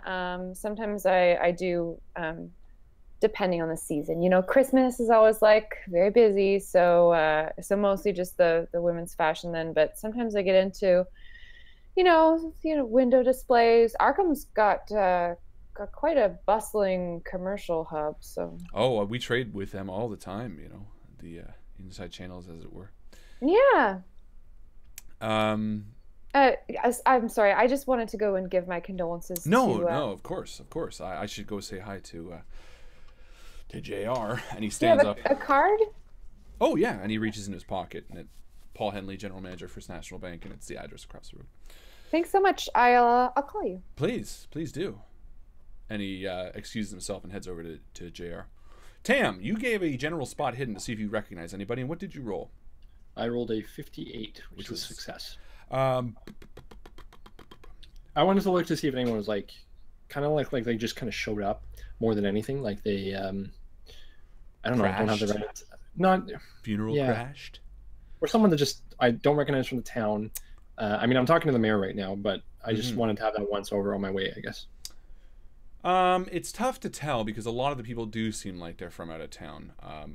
You recognize older versions of faces that you might have known very briefly. Just too many faces, too many people. Unfortunately, but you do recognize the sheriff, who has slipped in only moments ago, and he stands in the back. Okay. He removes his hat and sort of walks to the nearest person and sort of nods, and you can see him making his way to the Lawrence family. What is it you wanted to talk to me about? Sorry about that awkwardness with your wife. No, not at all. Look, my girl, Emma, is in the school musical tomorrow night, and how wonderful! I just thought it would be nice to get you guys these. And he pulls out 3 tickets, and he hands is he bribing us with school musical tickets? No, you don't get the impression that he's bribing, just that he's weirdly valuing these tickets as something more than. We are bribed, though. Yeah, but that is a terrible bribe. Wonderful. And he says it would mean a lot. And as he does, the littlest girl, who's his darling, comes up and hugs his leg and says, "Yeah, I'm giving them." And he says, "Here, these are Daddy's old friends. They're going to come tomorrow night." And who are you in the play? And she says, "Sandy." Are you guys doing Grease? They are doing Grease, yeah. But don't worry, we cut out all the naughty stuff. I love Grease. Well, I'll see what we can do. I know we got a lot on our plates. Look, and he sort of. Is there any way we could maybe like let you know? He says, "Just like if you can't make it, you can't make it. But if you can, it would be nice. I mean, at the very least, it could be there will be a little reception back at our house afterwards. You can, I don't know." Thank you so much. It's at the old school too, so in the old gymnasium. Maybe it'll be a nostalgia rush for you. Anyway, up to you guys. Again, sorry about Luke. And he kind of backs away and sits with his family again. Okay. In that case, I want to go see the new librarian with. Is that where Georgie is? No, George is like at the end of the bar, looking like he struck out. Well, you know, I don't even know who the new librarian is because I don't think I met her. No, you didn't. So then I will go talk to Georgie because he looks like he struck out. And you walk over to Georgie, and he holds a gin and tonic and sort of looks over it. You look sad for someone at a wake, Georgie. That fellow over there, he knew I was George Whitman, and he didn't want to speak with me. And he's sitting with the family. I'm wondering if he was a friend of Luke's and he's upset with us for leaving. Marie comes up about now and kind of hangs her head between the two of you. What's going on? That man, can't get a read on him. And I want to do a psychology roll on the guy who went over to... Sure. Also, I say to Marie as she walks up, it's a small town, and I don't know who broke into your hotel room last night, but there's a chance that they might be here. I guess both of you keep your eyes open for anybody suspicious.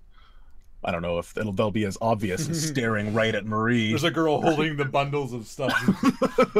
Pointing at his phone and then at his Just a thought. With a sign that says, I killed Luke. Can I roll a spot hidden just to see if like anyone besides that one Joe, dude... you can do whatever you want. There's Well, nothing you can't roll. I'm doing it. Perfect. I'm doing it right now. 43 psychology on who? On the man who didn't want to talk to me. Fantastic. And you can tell he's like, are you asking his general psychology or in regards to how he interacted with you? I mean, he made a speech, which means he cared about Luke. There you go. Logic it out. You're there. But at the same time, he doesn't seem to want to talk to anybody who was important in Luke's lives. He is going to sit next to the Lawrence family, which means that he is connected to the family somehow, maybe. So what's your psychology roll? My psychology roll is to just figure out what his deal is, whether or not he has something against me personally, or Yes, whether or not he does. he'd be... You get the impression that he has something against you personally. And what about Tam? Is he eyeing Tam at all too? He's not looking at any of you right now. Joe, you rolled a 62 for spot hidden. Was that a success? So I succeeded. And what are you looking for? I'm just looking to I'm kind of casting around the room in a casual way. You know when you can feel someone's eyes on you? I want to like see if anyone's looking at me for too long. Paul Henley is looking at you from across the room. All right. Well, besides him. He's the only one. He's the only one that's looking at you. I wink. And he fucking blushes. And he's like, that's a bit of Wink. He does this? And then he goes, changes his pants. Claire only has a 15 in charm, so she says wink whenever she winks. She blinks. Wink. Well, Tam, we did say we'd speak with Luke's mom. You think it's time? Yeah. By the way, that girl over there, she's the new librarian. Her name's Karen. Sorry I didn't introduce you. The one who replaced Ackerman's assistant. And Tam, you recognize Karen from high school or from elementary school as well. I know Karen. Yeah. I recognize her from high school as well. Yeah. She was very pretty in elementary school. Beautiful. We should probably go talk to her. I mean, under the circumstances, she might have can tell us what happened to Sarah. And that ass. You just won't quit. Or maybe Luke was in connection with her after. I mean, maybe he took up particular books. We could find out some more information. I think we should definitely follow that lead. All right. Yeah, that's a good idea. And Paul Hall just walked in too, right? Mm-hmm. 3 leads, 3 people. Who's doing what? I'll go talk to Karen because I know her. I'll speak to the sheriff. What was the third thing? No, I'll speak to Luke Lawrence. You guys are funny. Luke is dead. Wait, what? Luke's dead? No, you got the girl who's obsessed with Georgie. You got the FBI agent who could be speaking That's to me. That's what I'm saying with the sheriff, and you got the empathetic Tam who could speak and you guys all do the opposite people. Opposites. You're like, I'll speak to the librarian, I'll speak to this person, I'll speak to this person. But I love it. Let's do it. We're throwing them off. It's funny. Wait, who am I talking to? Well, by that logic, you would then be speaking to the guy that you don't know who Third toasted guy. Luke. Wonderful. I definitely want to talk to him. Perfect. That'll go over well. Let's see what happens. Georgie, you walk over to Sheriff Paul Hall. Well, yeah. you made it. Yeah. Late night? Well, a weird one actually. Yeah. Look, I don't know how exactly to say this, but I got to tell you guys something about Candace last night, the body. But I do have, and he pulls out an envelope and hands it to you. That's the coroner's report about Luke. Long story short, he was bludgeoned to death, and the carvings were made post-mortem. But the details are in there. Yeah, we'll take a look at it. Thank you very much, Paul. Appreciate it. This isn't the time to speak about... Well, yeah, but maybe if the 3 of you, I mean, it looks like, and he kind of leans over and you can see that Joe is speaking with the bearded man and Tim is at the, look, I'll just wait here. If you just go grab them real quick. And as you head off to grab them, Tam, you walk up to Karen Kind. And she says, Tam, wow. Karen, wow, right back. How have you been? I've been It's an awkward way good. to No, say that. no. Well, it's crazy. It's like a flash from the past. And I was told by Georgie you get to work in one of my favorite places, the library. You might have been told wrong. Where? What do you mean? The library. Yeah, I work in the library. Yeah, that's one of your favorite places. Isn't it everybody's? I mean, the places you can go. Tam, By it's Dr. 2017. 90% of the books you can get on your phone and iPad now. I mean, libraries. Yeah, but there's something magical about holding a book. The smell, the feel. Hey, speaking to the choir, man, I totally agree. Yeah. Speaking of which, Lucas loved to read too. I'm sure he was there a lot. You probably No, did very well. no, not to be honest. I mean, he was there. Well, I know he was close with Sarah, who is your predecessor. So Oh, yeah, Sarah Cummings. Oh, yeah, no, she was there. Well, she must have quit or retired, I should say. God, 20 years ago. I was surprised. I thought she'd be here. I guess is she still? No, By no, our- no, no, no. She many years ago she left the library and moved up north with her daughter. I think they it was an old house off of Orchards Run. I don't remember, but no, she moved there. No, she passed away. But her daughter probably still lives there. Yeah, no, I think so. She's well, the daughter's a bit older than us, maybe. But no, Sarah left in her early 90s. She worked up until the end, but It's a weird question to ask, but I kind of try to place where Luke was. I mean, I unfortunately wasn't as close as I would have liked to been. And it's weird to ask, but is there anything that Sarah might have left? Because I know the relationship was close, that maybe was and you connected can see to her Luke. eyes sort of drifting to the room. Look, Tim, if you want to talk about work or anything like that, just come by the library. I'm working right after this. I would really like that. No problem. And it's been great to see you, Karen. Yeah, no, of course. And she sort of squeezes your arm, and then she heads towards Georgie, who's now heading towards you. And Marie, you approach the Lawrence table. Good afternoon, Mrs. Lawrence. Do you mind if I take a seat? And she picks an empty seat beside the mysterious man. And you sit down, pushing an older person out of it, dumping them on the floor. Out of the way. Get the fuck out of here! And you sit down, and she says, "Hi, yeah, you were at the diner, the Halton Diner with George and Matt, and where is Matt, by the way?" I'm sorry, he sends his condolences, but he's ill today, so he wasn't able to make it. Oh, okay. No, and sorry, what was your name? My name is Marie. Right, Marie. It's a pleasure. Nice to meet you. A lovely day. I suppose. She turns to the man who is sitting beside her, kind of out of the corner of her eye, and would like to roll spot hidden to try to determine what kind of a man this is. Does he have, you know, like a Sherlock Holmes kind of deal? Like, does he have laborer's hands? Is he wearing any jewelry on his fingers? That's a pretty Like, fucking detailed spot hidden. I'm gonna I roll would it. say maybe more psychology, or maybe if you want to justify law even, but I don't know if spot hidden would really apply. Rolled a 22. Well, let's call it psychology, because I feel like if you're trying to figure out what the guy sort of Great. does, it'll more fall into that.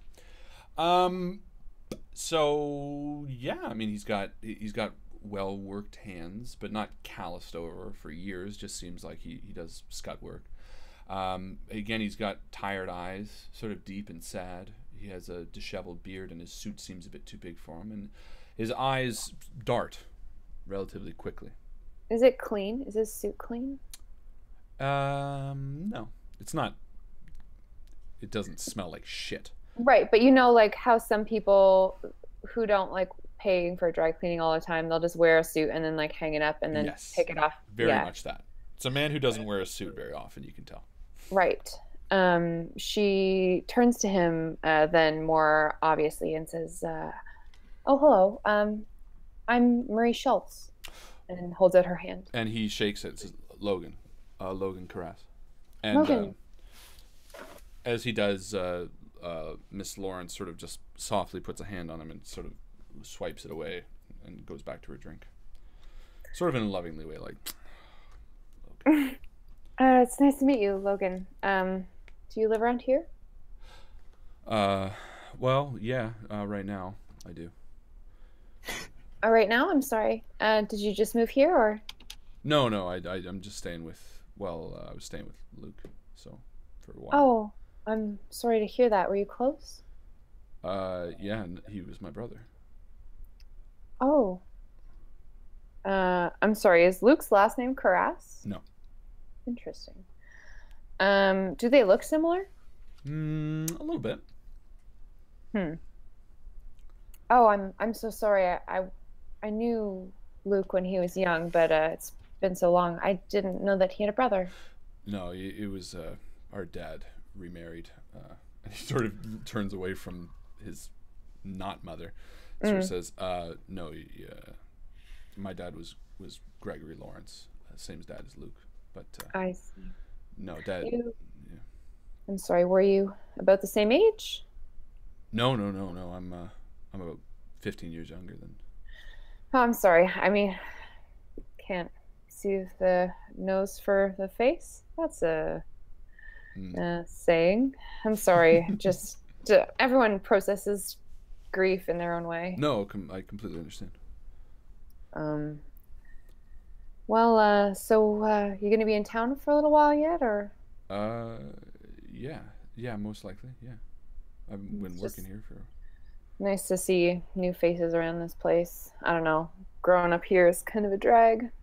Do you smoke? She kind of like gestures, like, "Want to go outside?" No. I'm good. I'm gonna stay here with the family. It was nice meeting you. Absolutely. Yeah, nice meeting you too. And then she nods to Luke's mom and says, if there's anything that we can do for you, ma'am, please just let us know. And she sort of half-heartedly smiles, remembering that yesterday you asked if you could question her at the funeral. And sort of I said afterwards, well, but sorry. I see that after, and she sort of lets you go, as it were, I suppose. Hey, can I borrow you for a sec, Marie? Yeah, sorry, excuse me, everybody. And the three of you are pulled over to Paul, who stands by the door. And Karen pushes past you and just says, "Oh, George, I'll meet you outside." Okay. And the sheriff sort of goes into a quiet corner at the front of the restaurant near a bank of phone booths, and he says, "Look, the body last night, Candace Bremer, she had the carving on her body, post-mortem, like everyone else, but and we reviewed it many times, and I need you to follow me on this, but she did not die of any known malicious. Look, the coroner says that she died of a spider bite." What? Sorry, what? She died of a spider bite, and I cannot tell you why on God's green earth that's the case. What kind of spider in this part of the States would be able to do that? Well, that's the thing, because there isn't. And we are going to stop there for the mid-game post.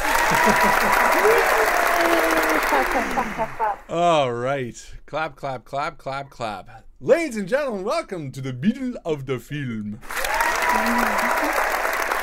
That's right. It's the part of the show where we stop the action. We thank you for coming. We tell you to like the Facebook group right now. We congratulate Keelan Croak for his post-winning MVP, which is the "Hello, my name was." He had a post on the Facebook group which inspired a lot of conversation, stuff like that about ideas. Well, Justin, you can explain it better than I can, probably. Oh, well, I mean, that's pretty much it. It had a post just asking for character background, race, anything to create a character, and there was some interesting discussion going on there. Okay, well, you can't explain it better than I can, apparently. No, so, I can't. I can't. If you are watching this, please join the Facebook group, like the Facebook page, and like the video on YouTube, as well as subscribe and all that awesome bullshit. But right now, it is time for the question of the game. That's right. Head over to the Facebook group right now. I'm going to ask you a question. The first, let's say, 10 people that get the right answer will be entered into a 1d10 draw, the winner getting 1 XP. And the question for the mid-game post will be, what is the name of Marie Schultz's brother, which was mentioned in the intro? I am posting it right now, mid-game post. First name Love only. that boy. My good bro. Yeah. Yeah, that's right. Well, you And- should know my last name too. Yeah, they might not if they don't look directly at the screen. So yeah, go ahead and answer that ASAP. And like I said, the first 10 correct answers will be entered to 1d10.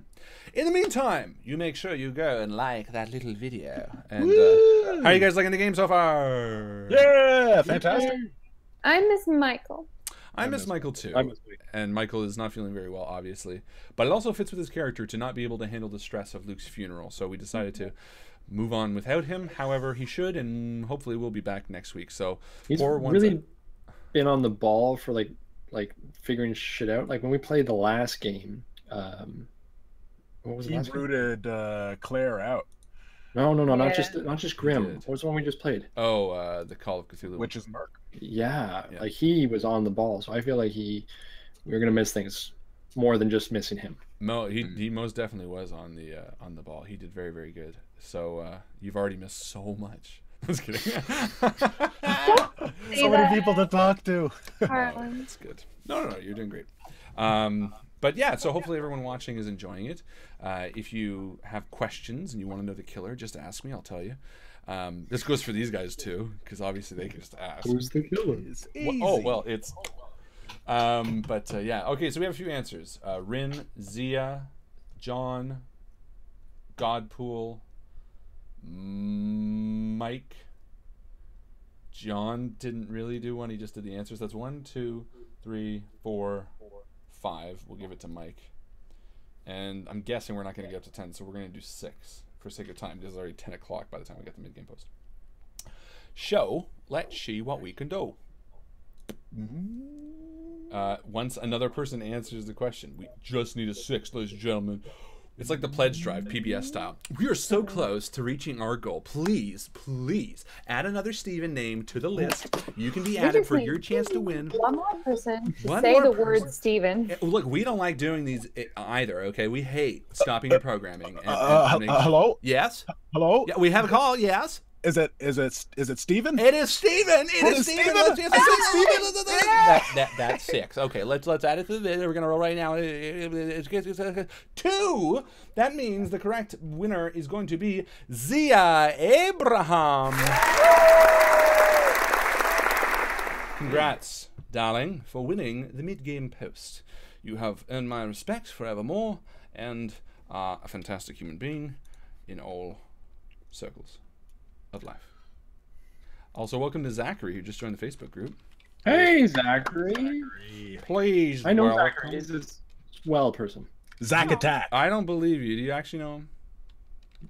No, Do you actually not know him? Thought you were being no. serious. Yeah, I thought you were. So you're full of shit. I'm just a big phony. Chris is a liar. You're a big phony. I had so much faith in you, You're Chris. such a liar. You don't even know. They don't even know how he spells his real name. This guy's a fucking liar. Who is he really? All right. Okay. Well, so well done, Zia. You win the mid-game post. Big round of applause one more time for you. Hope you guys are all enjoying the game. And without further ado, we're going to head back to it. Back to the Motor League, so to speak.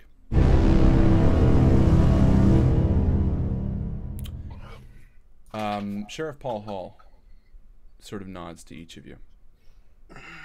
Yeah, I don't know how to explain it either, but that's the case. I'm sorry, did you say that we have a coroner's report? Yeah, and he hands you, he gestures to George. And I pass it over to Marie. And this coroner is trustworthy, I assume. He's trustworthy. A spider bite? When was the last time that's ever happened here? As Like- far as I could tell, never. Claire leafs through the coroner's report to the toxicology. Yeah, and there was nothing in his blood. So no spider venom? No, not in him. This is the coroner's report for Luke. Oh, I'm sorry. And so we're still waiting on the coroner's report for Candace? Yes, presume. but believe me, I thoroughly checked. Both me and the coroner poured over every aspect. I even made him show me how he reached his conclusion. But And what does this spider bite look like? what do you? Well, like a spider bite. Just a regular bite. But you said yesterday that there was the same mark. It was carved into her abdomen as well. after she had died of the spider bite. And carved in, right? Not like the ones back in The 80s. same way it was in Luke and the same way it was, as far as I can tell, back in 82. It's tough because so many of the reports from back then were lost. Lost. Yeah, they were ruined in a fire. No, okay, but let's get something straight here. There was 2 marks. One seemed to be done like a burn or something. The other one was carved in. I remember this detail, and I thought it's strange. So these ones were carved in, you said? From the recollection of 82, the 5 that had died had the very similar carvings put into them by an unknown object. The only difference was Jane Lawrence's body, which had the same marking, but it was carved in with a different object entirely. Later revealed to be Thomas Edwards. And they were all carved in. And a stick knife. Right. Is there any pattern that you can see in this, Paul? Maybe where on the map, like where did Luke, and I hush my voice when I say it, but where did he die and where was this lady yesterday? Is there any connection? Not that we can tell, but look, if it'll help, and he sort of, again, looks nervously to the room because, again, they're relatively busy and a lot of prying eyes or ears. Just look, and he grabs next to the phone booth of this restaurant, there's a map of Harper's Hill, sort of a little done-up map of the area. Like a kitty map, but conveniently looks exactly like the map I've always used. Let me just make sure this is the right one, because I have like 6 maps. The one that reveals all the secrets. Like, this is where to find the chocolate factory. Oh, there's a chocolate factory in Harper's Hill? Shit! Guys, Harlan let it slip. Damn. Okay. And he grabs a red Sharpie marker from his pocket and starts starring off. Now look, a lot of the records were lost, but this is as far as I can remember where the victims were. I've also put it in the Discord. And you see Candace Bremer being last night next to the road north of town. And you can look at that on your own because it is in Discord. There's no sense in me screen sharing it. And he hands it to you and he says, look, there's something else that was found on the body, her cell phone, and it looks like she might have used it before she died. But it's locked, and I have the IT team trying to crack it right now. It shouldn't take long, but as soon as I find out what was on it, I'll let you guys know. Yeah, you've got our numbers, right? Yeah, I do. Yeah. Well, send us a text, and I mean, are you allowed to send that information over text? No, I look to Marie. But we'll meet up somewhere. And as soon as you have a toxicology report on Candace. He looks at you. I promise you it was snake venom. Snake venom. Or sorry. Spider venom. Fuck. Put it this way. I'm not going to do up a whole fake toxicology report for spider I venom. demand it! Trust that it is. I did up a fucking one for Luke's body, the coroner report, and I can't find it. It disappeared. Just disappeared. Alvin is the murderer. Weird how all the files about Luke's body just... I know I had. I don't know why it's not here. I stole them. I came to your house. Typical you stealing shit. Well, Paul, thank you for we taking go. the time to speak with us, and he says, no, listen. Much appreciated. This is bizarre. Look, there's... I was maybe 18 at the time, but when I remembered those murders, there were weird, bizarre inconsistencies. And for a lot of the early part of those cases, I wasn't really privy to the knowledge. Not until later. Not until the later deaths. But you know, there is an older guy who worked on the force. He was maybe 25. He was head there. He's probably still around. Let me see if I can get him in touch with you. Look, you got to understand, with things like this, a lot of reporters hounded him for years and years asking information. I trust you, but I need to make sure that it's going to be handled delicately. So I want to make sure he's okay with it first and foremost. Worst case scenario, I'll get the information for him from him rather and let you know. But if he's okay with speaking directly to you, I'll put you in touch. I promise. Thank you. Thank you. And he sort of nods and leaves. And before he does, he turns around and says, look, we're all in this together. I don't know what the fuck is out there. Whatever carved that into Candace's body, there's no reason to think it's not going to strike again. I don't understand how the spider bite fits into all this. Sheriff, can I ask you a question? Yeah. What do you think this is? And he looks you dead in the eye. Oh, that's a good question. Give a persuasion roll. Fuck yeah, I will. Yeah, fuck yeah.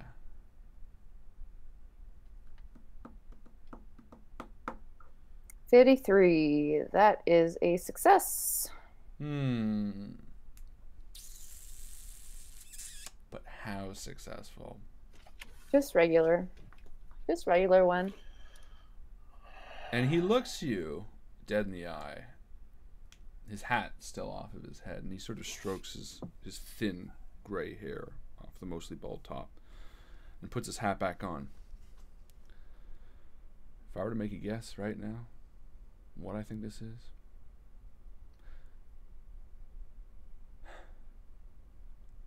sounds like fear itself. Sounds like what? Fear. And he pushes open the door and he steps out into the daylight as the door slams shut. And the three of you are standing in the front. She looks back and forth from Tam to George. Fear? How did Luke sound on that message that he sent you, Tam? And I played it for him again. Well, no, I didn't. That'd be awkward at the funeral. Yeah. It'd be horrible at the funeral. I mean, how did he sound to you? Because it sounded like he was onto something. Like he figured something out, and that he wanted to share it with us. I mean, and I look at the coroner's report of Luke, and I said, look, this is a murder of circumstance. This is not, if it is the same murderer, and we're looking at a mode of operation. This one here is blunt force trauma. A venom bite by a spider? I mean, that's very precise. This was something he didn't intend. I think Luke was onto something and he was killed because of it. I think we need to go back. I mean, why was Luke at the clubhouse? He must have been nearby. Yeah, the blood stains that we saw when we met each other yesterday, they indicated that Luke was pulling himself from somewhere else in the woods. Now, I'm not saying that we'll be able to follow that trail anymore. I don't know if it rained overnight, but well, we could at least check the area out. And I might be wrong, Harlan, but we would see some sort of blood splatter from the head force trauma that's described in this coroner's report. Yeah, possibly? no, you not. Put it this way, based on what you saw and what Marie described, is that he was not killed in the. No, that he was sort of stricken multiple times, or stricken one major time off to the side of the building, climbed his way back in, and then struck in again. But the second time was less so, and sort of the killing blow. And all of the carvings were done post-mortem. Correct. For each of the victims. So whoever it was, or whatever it was that killed Luke, stuck around long enough for him to breathe his last breath, and then took to carving. And as you're talking about this, you see just a set of eyes from around the corner, a young girl just looking at you with just the face of fear, talking about at the funeral of the man you're talking about. And she just, and she spins around, Mom, and goes running. Kill her quick. She knows. I pulled my gun. Bam.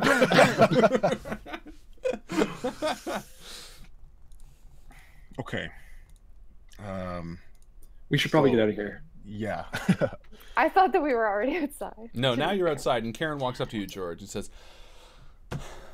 George, look, I'm just going to say this, and hi. 30 years ago, I thought you were just the best. You were the smartest and and you were so sweet and kind, and I never really had the opportunity to tell you that. And I don't know, as terrible as it is, the reason to see you again, the fact that I see you again, I feel like it deserves maybe me finally saying what I probably should have said, and seeing if you wanted to grab maybe dinner tomorrow night or something. Wow. Karen, that's very, very kind of you to say. Look, you don't have to answer now. And you can see she, like, a bit of sadness on her face. Let's wait. And she takes a step back and says, Hey, can I have your phone? I'll put in my number. I would love to get together. And she smiles and hands you her phone. That confidence you mentioned is short-lived. Hang on a second, and I run in. Snatch the phone out of her hand. No, I want to run back into the wake real quick as we're leaving. You do. And find Sheriff Hall. And well, he's left already, actually. But oh, did he? Okay. Sure. Yeah, no, he's left. But I just want to point out the stranger and see if he recognized him. But it's too late. The stranger. Well, the one who did the weird toast. That was the one who I spoke with, Logan Carras, Luke's half-brother. That's Luke's brother. Yeah, well, maybe he knew something about him. But oh, okay. Good call, but no. I don't know how long I'm going to be in town, but feel free to call me. I will. Is that something up? And if you need me, I'm well, you know where I am. And she sort of swings her purse over her shoulder and heads up the road towards the library. Oh. Okay. Sorry about that, guys. Now, with Call of Cthulhu, just a heads up, if you need an idea roll or if you want maybe the strongest possible next lead, you can always roll for it. There is idea specifically for that. I would like to. I want to hash everything out, but yeah, okay. I want to do an idea roll. Okay. Do a good job.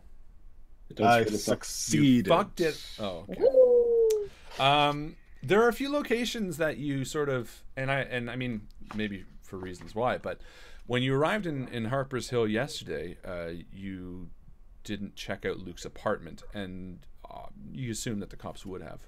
But that might also tell you more about what he was going through, if that is of interest. As you mentioned earlier, there is a library and the connection with Sarah Cummings. And yeah, I'd say those are your two main leads right now. So Luke's apartment, the library, and then there was also, it was mentioned in the note that we found in the diary, but where the old man wanted to be buried, Harper's Longdon. What? Do you remember that? No? Ackerman wanted to be buried somewhere? Ackerman said, "Bury me at Harper Langdon," or "Final resting place, Harper Langdon, please," or something. Maybe I read that wrong. When I was speaking with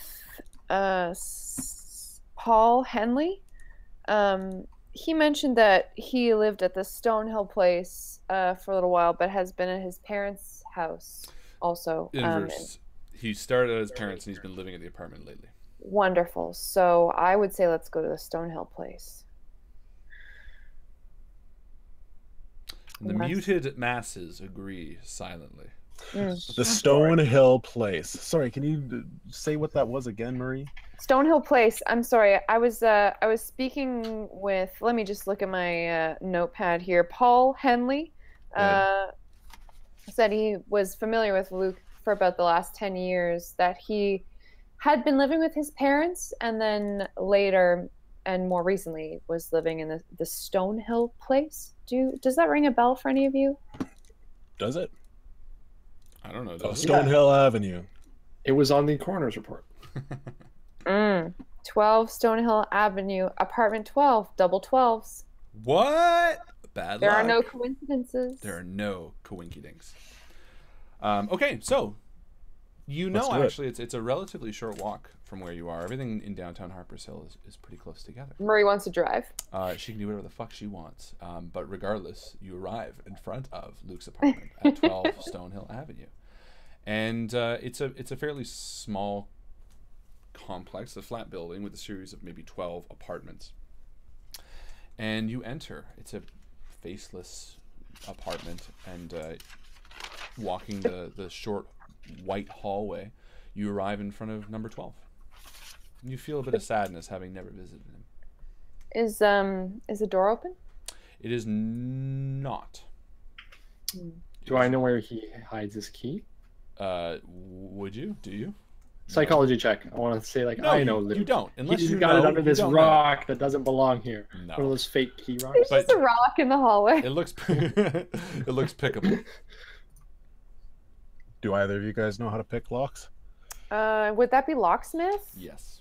Fuck no, but I can shoot a door handle real good. I mean, fuck no. I thought you did know. Well, hold on. So this is like one of those like 3-story apartment buildings with the balconies on the Yes. outside. Yeah. And what floor is he on? He's on the second. Second floor, eh? Well, we could try to get in through the back door. Might be easier to just push it open. What else do I have on my person? I'm gonna try to do the old-fashioned credit card thing. See if that works. Do Good it. call. Good luck. That's a credit rating roll. Yeah. Depending on how... Give me a locksmith roll. Oh man, if you have more money in the bank, your credit card's just thicker. It's gold. It's made of malleable gold. Even worse. 53, I Hey, know, that's not 53. actually false, because they have the ones that are like the titanium cards are made out of like metal. They're like super heavy. Or titanium. 53. All right. No, you don't succeed. I'm gonna, No, you're not going to push that. no, I'm Is not gonna there- understand. Don't be fool. Is there like a maintenance person around? Yeah, probably. Just show them your. There's your using badge. your brain, George. I'm gonna... Yeah, there might be someone who could let us in if we have the Or right the building angle. owner. Sometimes they live on site. Shoot it. Okay. Or fucking shoot it. Well, I mean, I like that. I like okay. that. Bam! Cops. Fucking, what are you doing? Yeah. Police. Police. I start looking for someone, maintenance Uh, person or someone who. Housekeeping. Housekeeping an apartment. All right, George, give me a luck roll. A luck roll, or what would that be? Like, because Luck. luck isn't okay. Just try to get under 70. That's what we're doing now. All right, I like it. Well, Marie's luck total is 20, so 18. wow, nice. Okay, All out of luck. you're standing in front of the door and you sort of karate kid the door. What the fuck? Aww. You're sitting in front of the door and you kind of get the idea that maybe a maintenance person or even the building owner would have a spare key in circumstances such as this. And you begin walking down the hall and you do see a maintenance door and you sort of knock on it. And as you do, the door across from it opens up and an older man, kind of with glasses and a cardigan sweater, steps in and says, "Yes, can I help you?" Hi there. Sorry to bother you, but I am here With the visiting FBI. the Lawrence. She shouts from down the hall, "With the FBI!"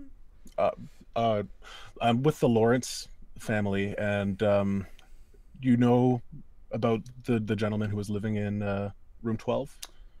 Yeah. Are you here to collect some of his belongings? I can let you in. And he kind of walks out. Thank you so much. Sorry about this. We No, should have of a course. key, I let the police in a few days ago, and no, it makes a lot of sense. I'm sorry. And as you're walking down the hall towards the apartment, he's just bringing his keys out. He says, "I'm sorry to hear about him. He was a good tenant, quiet. Yeah. Late a few times on his rent, but for the most part, a good man." And he Okay. heads in front of the door and unlocks it and opens it up. All right. Thank you very much, George. George. Oh. Thank you, George. No, and Same. Sorry, George. George, yeah. Oh, nice to meet you. Doctor? And he shakes his hand out. Nice to meet you. Likewise. So we'll just bring this back down when we're done? Oh, just lock the door behind you. You can lock it from behind. Oh, okay. Perfect. Thank you so much. And he heads back to his apartment. And you open the door of the apartment to see a small, simple apartment for one.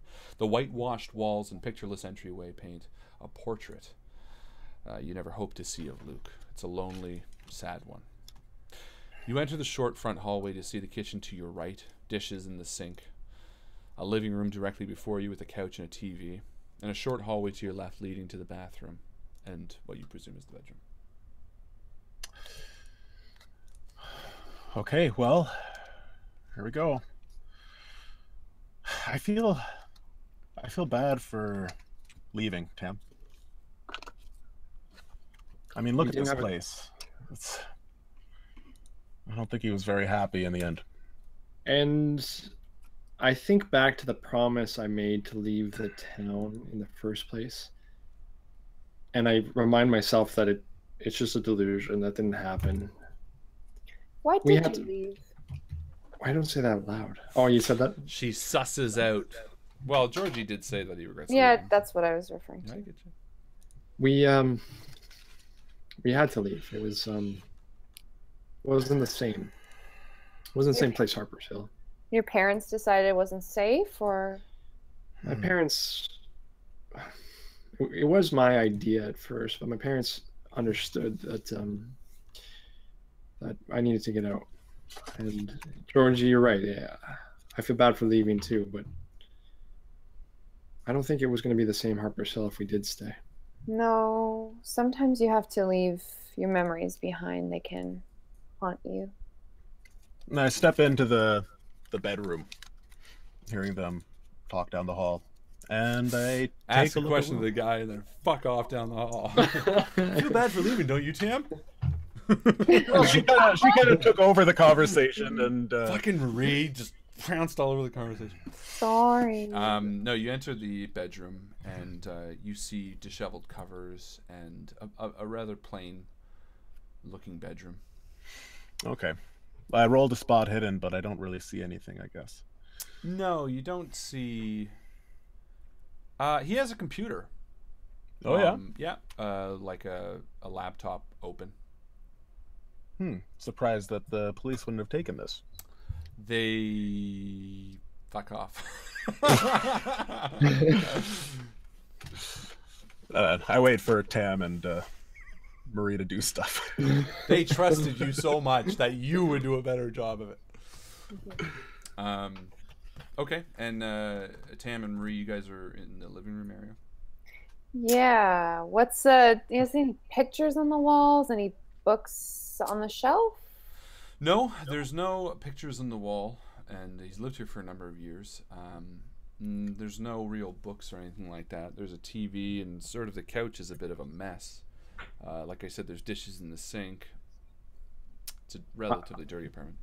What's he got in the fridge? I was just about to. You open it up and you see ketchup and a condom and Weird. Luke loves ketchup baking and soda and Classic pairing. a monkey hand in a jar. Yeah, no, one's a little there's odd. nothing really in the fridge. He wasn't eating well. He was not. Or they ordered out a lot. Who knows? All right, I open up the computer. Okay, and it's password protected. Is it a laptop opening? It's a transformer opening. Just I run through some ideas, and just for kicks, I type SIBA. And nothing happens. Oh, okay. And it says one chance left. No, I'm just kidding.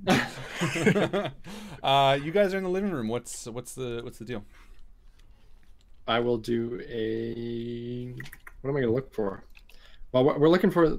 You've already looked for books, so the bound book that. You can just do a general spot hidden if you want. Yeah, well then I will do that because that seems. Can we both roll? You can both roll, but I will discount which one I hate. Ugh, God. Ugh, Jesus Christ. Are either of those successes? I was a success. Well, then you are the one I love. So's mine. Well, And I got a sorry, 69. but you came second. Oh, 69. Then you came first. Ha! You do a spot hidden in the living room, and you see Stupid. that the couch The couch has been... Someone's been sleeping on the couch. There's a pillow and a sort of sleeping bag. It's embedded almost into the couch, but looks like someone's been sleeping on it almost recently. His brother said that he was staying here, right? Yeah. He did it. Yep. She asked no one and then confirmed herself. It's Murray's style. I high five myself. Okay. Let's see here. I go into the bathroom and I look through the medicine cabinet. Oh, good call. So you see, there is a bottle of pills. There are about 5 left in it, but the label is peeled off. Label's peeled off. Okay, well then I grab the pills and I pop off the lid and look into it, and I don't recognize them as just painkillers or anything, but it does look like a medical bottle. Yeah, and you don't recognize the pills. They're small, white, cylindrical, very thin. Well, I bring them out and I show them to Marie and said, "Do you recognize these?" Do I? Is there anything I can roll to figure out? Could do. I would argue just a straight intelligence. Sure. She might have some drug knowledge. Yeah. Sure. I don't know what they teach you in First aid? criminology, but I don't think this is first aid. This is Sure. definitely Roll straight up intelligence. cool. I got an 86, which is a failure. Okay. So. No, I've never taken anything like these before. Should we take everything? Take one? All right, so You do I one, do this. and I'll do one. All right, I say, well, maybe we should find these out. I don't know if it'll be useful. And I put it in a bag. Did you say that all of the labels had been removed off of all of the bottles? There was I only thought one that was- bottle, and the label was removed. The label's been removed. One bottle. But I say we should figure that out. And then I go to the bedroom to take a look. Is And it a full bottle of pills? No, There was only there's 5. about 5 left. And you see George sitting at a computer as you enter the room, Tam. Hey, George, what have you been trying? I tried after Siba. I tried seeing is believing. Nothing. If you want, you can just prattle on in the chat, and I'll tell you if you get it. Oh, okay. Well, I turn to Tam. I say, any ideas? This is what I tried. why don't you try BMX GT? I smile and I Sure. go through this stuff. I put it in with a smile on my own face, and Nothing. Meanwhile, Marie is having a identity crisis and is going through the trash. Okay.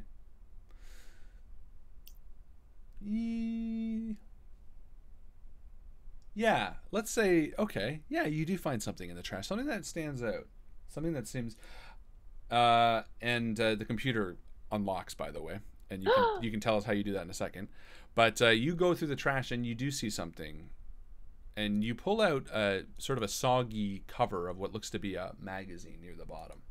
Ugh, it's like giving Marie the shivers just touching this thing. It is. It's soggy, you said? Well, it's got old take-out Oh, containers. it's on it. food. Okay. Ugh, And this is the magazine that you pull out. so she's kind of spreading all of the contents of the trash on the kitchen counter. It's like, do you guys know what this is? Weird Tales? Looks No. like it's old. The Witch's Mark by Dorothy Quick. Rainy Well, Bell? maybe maybe you should read it. Figure out. You don't know. You never know. And sorry, so cutting back to Georgie, you punch in a password and it unlocks. What are you punching? Jane, Jane. No, and nothing happens. Okay, and then The other one. Tamara. And nothing happens. What? I walk in and I say, let me try something. And I type in a word. And it comes on. I said, oh. What did you put in? How did you get it? Just something that Lucas and I used to say. It's no big deal. It was dragonfly. It's fine. And I walk okay. away. And you open up his desktop to see it almost completely barren, nothing important on it. it makes sense why the police left it. Except there is a document entitled For Tam. And You like open it right away. This looks interesting. no, I save it. I save it, and I say, Tam, I think there's something you should see. And I sit down at the computer, and I open the document. And I will let you read it, Tam. Does Marie enter, maybe? Or it's up to you. It seems like it's... I'm saying this loud enough that Marie, you might want to hear this. It seems like it has to do with the message that was sent to me. Oh, yeah, hold on. And she bustles over from the kitchen. I keep trying to scroll down. Yep. That's funny. Okay. I'll scroll for you. Well, it says June 27th, 2012. I say it loud enough for her to hear. On the day Ackerman died, he asked me not to come over. I never found out why. Maybe he knew he was on his way out. Maybe he wanted peace. Maybe he just didn't want to have to say goodbye to me. But whatever the case, he chose to keep me in the dark. That day, I saw the ambulance outside his place, and when all had left, I went inside, grabbed the tomes we had looked at, he and I, his old diaries, and I never went back.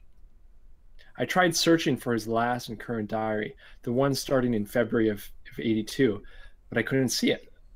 So whatever went through his mind on his last day, I'll never know, but I suppose that's for the best. I don't think I could have handled the idea that I was a snot-nosed kid bugging Ackerman. To me, he was my friend. He was a friend. After that, I stopped trying. It was like being submerged in a black lake. And I kind of paused there for a moment. You probably would have said that it was just a dip in some fantasy lake. You would have had some made-up explanation about the darkness trying to eat me, and you would have insisted on pulling me out. And you probably would have succeeded. But you weren't here. I locked his books away and decided not to touch them. Ackerman thought the shield would not hold, and so that was it for me. I worked at the grocery store, and in '89 I met Emily. Sorry, that the shield would hold. And that was enough for me. I worked at the grocery store, and in '89 I met Emily. In '91 we got married, and later that year I started working at the bank. In 1994 we bought a house. And well, for a while it was good. Maybe great. Till one day, near the end of 1999, I couldn't even tell you why, but for whatever reason I came up from beneath the waters of the Black Lake for a moment. And it was like breathing for the first time. My life, my world, everything that I made felt like a puppet show. Some fake reality I'd concocted to become someone I never wanted to be. All at once it dawned on me. I hated working at the bank, and I hated Emily, and I hated my life. It's like I was checking off all the boxes of what my life was supposed to be, without ever actually taking a second to think about what I wanted. And what did I want? Something that left a long time ago. I gotta get uncomfortable. Something that left me here, or rather, someone. Do you guys mind if I read this privately? I say to the other two. Sure, sorry. Yep. And the two of them exit the room.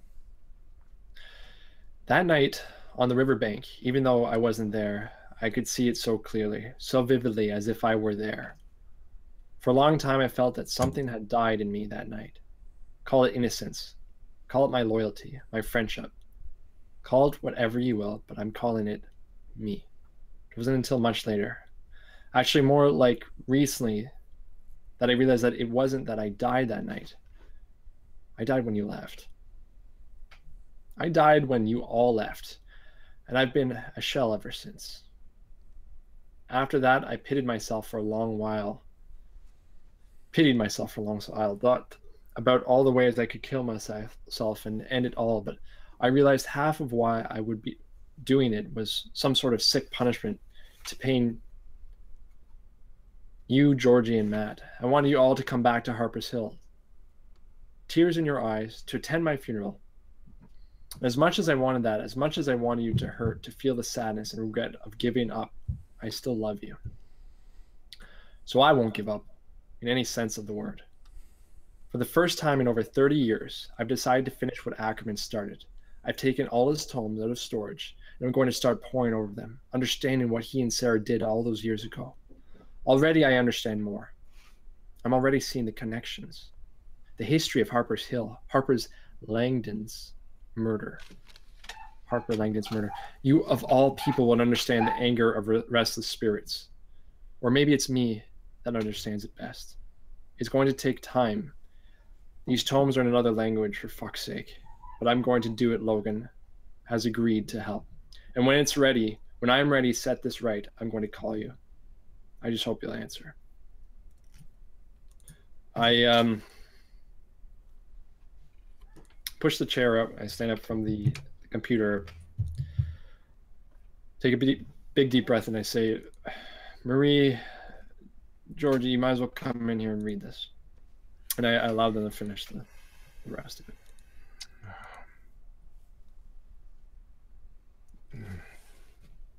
I'm so sorry, Tam. Tam, you're right. We had to go. Are you all right?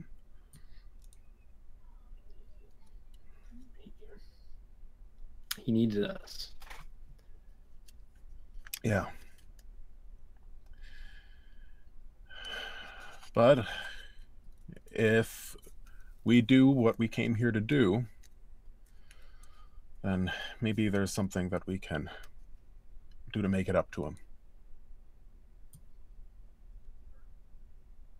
It's so strange that he spoke about his own death so lucidly in this letter to you that he never sent about wanting to hurt you so that you would come here, and here we are. It's almost like he's reaching out even though he's gone. And I point to the points in the letter and I say he was onto something. He was making connections. Yeah. Yeah, what he mentioned there at the end, history of Harper's Hill. Who is Harper Langdon? The murder? Well, that was written in the Ackerman's journal. Well, it must be the namesake of the town. We need to find out more about that. I think maybe Karen can help us. Librarians typically know a lot about the town's history. And were any of you invited to his wedding? You all were invited to his wedding. Oh, But none of you. I couldn't go. Astrid was sick. let's just get to the library, okay? Sorry. I'm sorry. As Marie goes to leave, I grab Georgie and I just want to say, hang on a second. And I point to the part about the water. And I say, do you remember what I told you when we were kids about the man on the shore? I kind of forgotten about it. But yeah, you said there was a man there, right? Well, all these years I've been thinking it's just been some delusion. At least that's what the psychologists and psychiatrists have been telling me. Huh. But it seems that, well, Luke seems to be feeling the same way I did on that day. Seems to be feeling the same way. He's talking about the water, it's probably nothing, but and I grab the pills and I shake them. I say, it's probably delusions too. We should get these checked out. And I catch up to Marie. As you go to exit the bedroom, Georgie, you see on his shelf a picture stuck with tack to the wall. And it's a picture of the four of you when you were younger.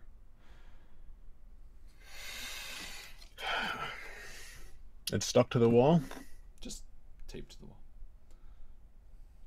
And I reach out and I take it. And yeah. You fold it and you put it in your pocket and you head outside. Yeah. Right next to my dad's story. And the four of you head out into the hall and silently, thinking about what has transpired, you head towards your car. Or Marie's car.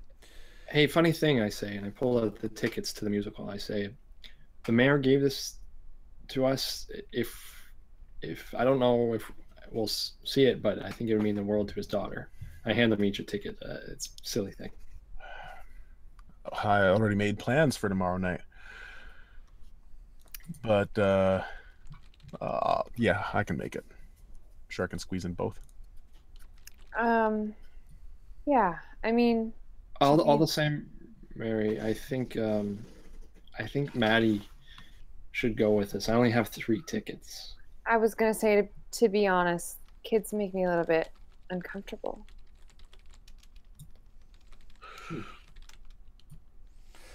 So the four of you head to your cars, and totally missed that. I meant the 3 tickets he gave you were because Georgie had Maddie's still I've got existed. a date. I've got a date enough for tomorrow. everybody. Well, Maddie is still very much here. He's in your mind. I don't want you to disclude him as all. Okay, but is there enough tickets for everybody? No. So we had to. I've got my date. I don't want to cancel on Karen. I can always just smoke in my car outside and wait for you guys. I'm pretty sure if you can sneak into a police station to steal evidence, you could probably sneak into a high school musical if you really wanted to see. Straight. The 3 of you head back into sort of the heart of town, and into the library.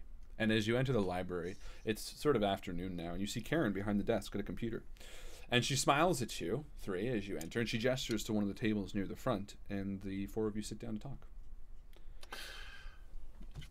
This is sooner than we were expecting, but I'm happy to see you guys again. And she locks eyes with George. We have some business, actually, to look through in the library. History on the city, the town. After the funeral this morning,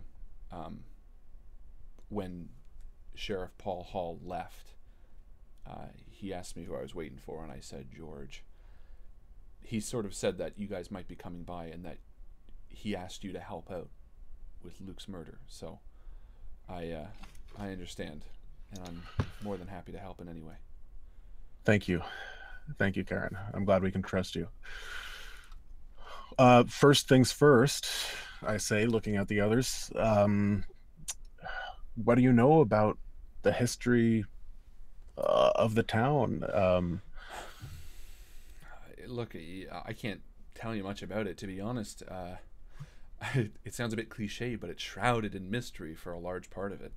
Yeah. We only ever had one book that really dived deep into the history of Harper's Hill, and weirdly enough, it was written by Sarah. We only had. And did Luke take it out? He took it out, and the worst part is, and I checked because I figured you'd be asking this, he never returned it, and he took it out maybe 5 years ago. Huh. Well, what do you know about Harper Langdon? Does that name ring a bell? No, other than the obvious connection with Harper's Hill. Okay. The Historical Society, that's in town, right? Historical Society? No, we don't have anything like that. We have the Maritime Museum, but... Okay. Well, do you guys have any questions? Tam, Marie? Yeah, do you know who Harper Langdon is? Was that the founder of it? You're pulling I just Alex, asked that, Joe. Marie. God damn it. Harper Langdon, obvious connection with the town. I mean, Harper's Hill. Yeah. But Harper Langdon, was he a person? That's he founded the town? And Honestly, who don't knows? know. I know the mayor. Oh gosh, he was here years ago, or well before us. He was the real founder of the town.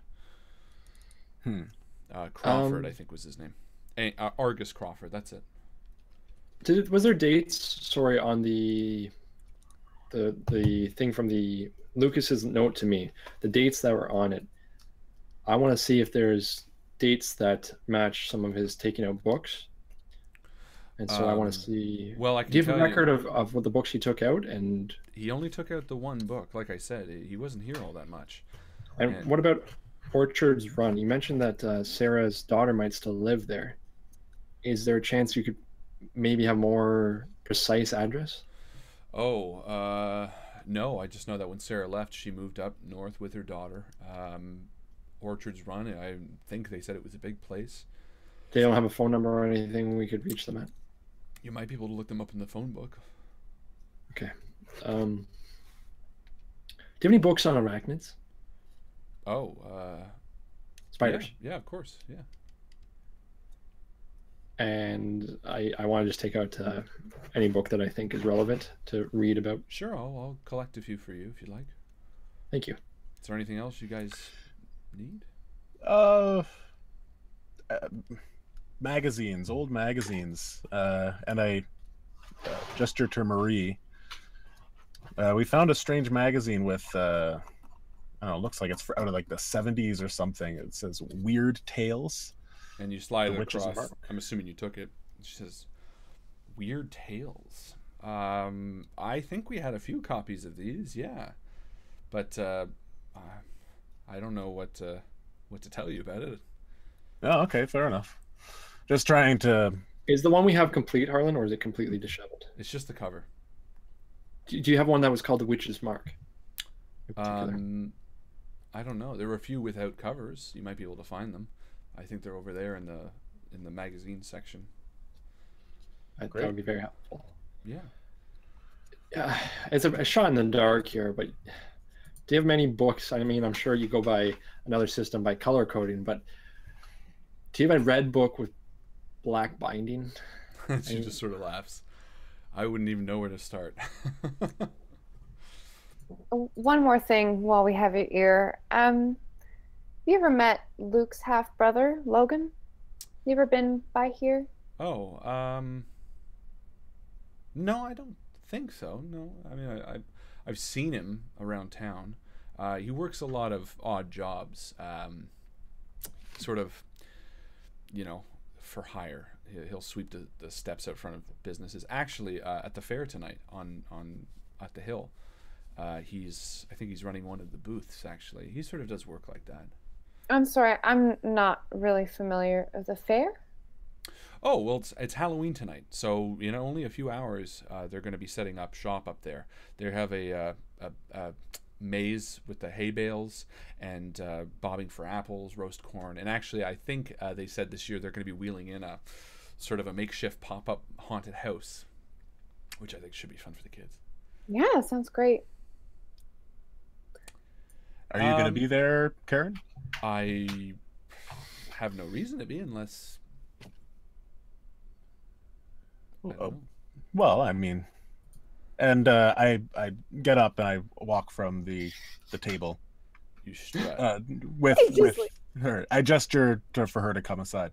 Okay. While Tam and Marie head over towards the magazines. Yeah. Okay.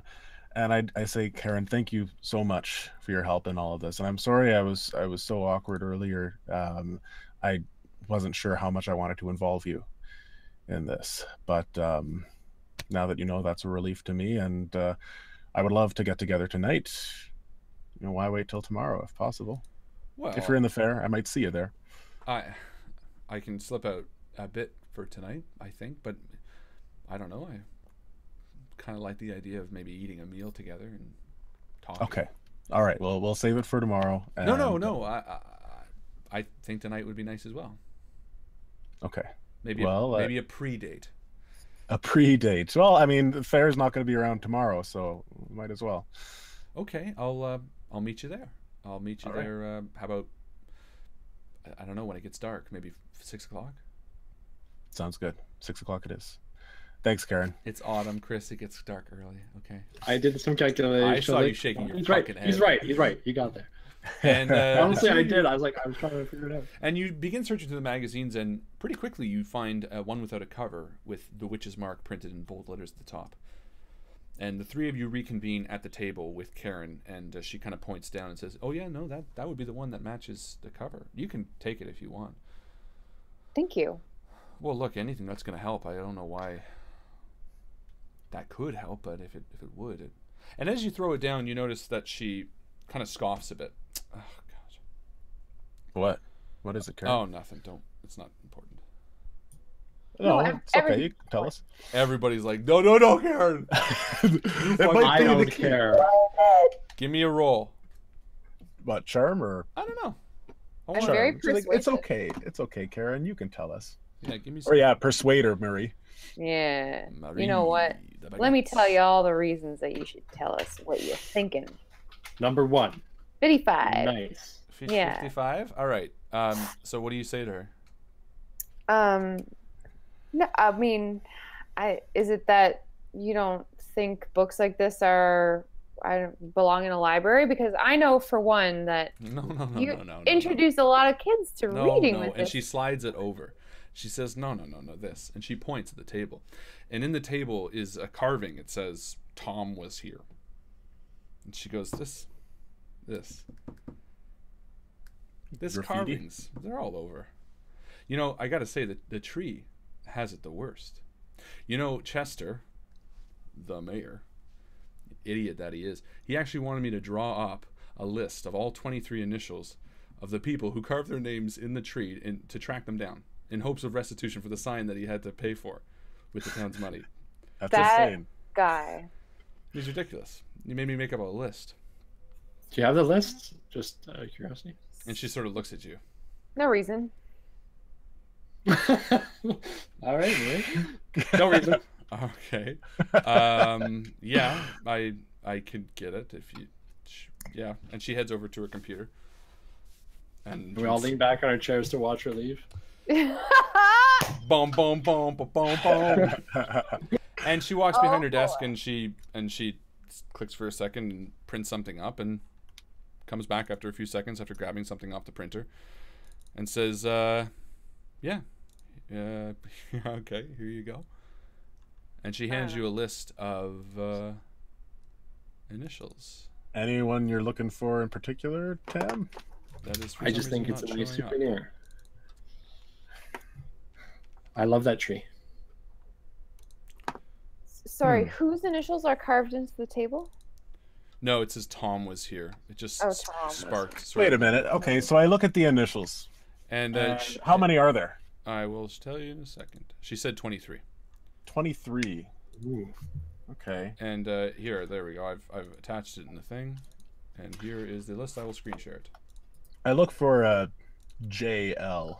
Here are the lists. Oh, okay. Why are some crossed off? And she hands it to you. Oops. And she kind of says, "Sorry, what?" Some of the names are crossed off? Oh, yeah. That's the weird thing. And she sort of takes us aside. And I don't know why, but someone, I don't know, can't imagine why, but they've literally gone over the initials on the tree and crossed them off. How long ago was this list made? Oh, I made this God, just recently I updated it because, well, that's the thing too. That only recently some of these were crossed off.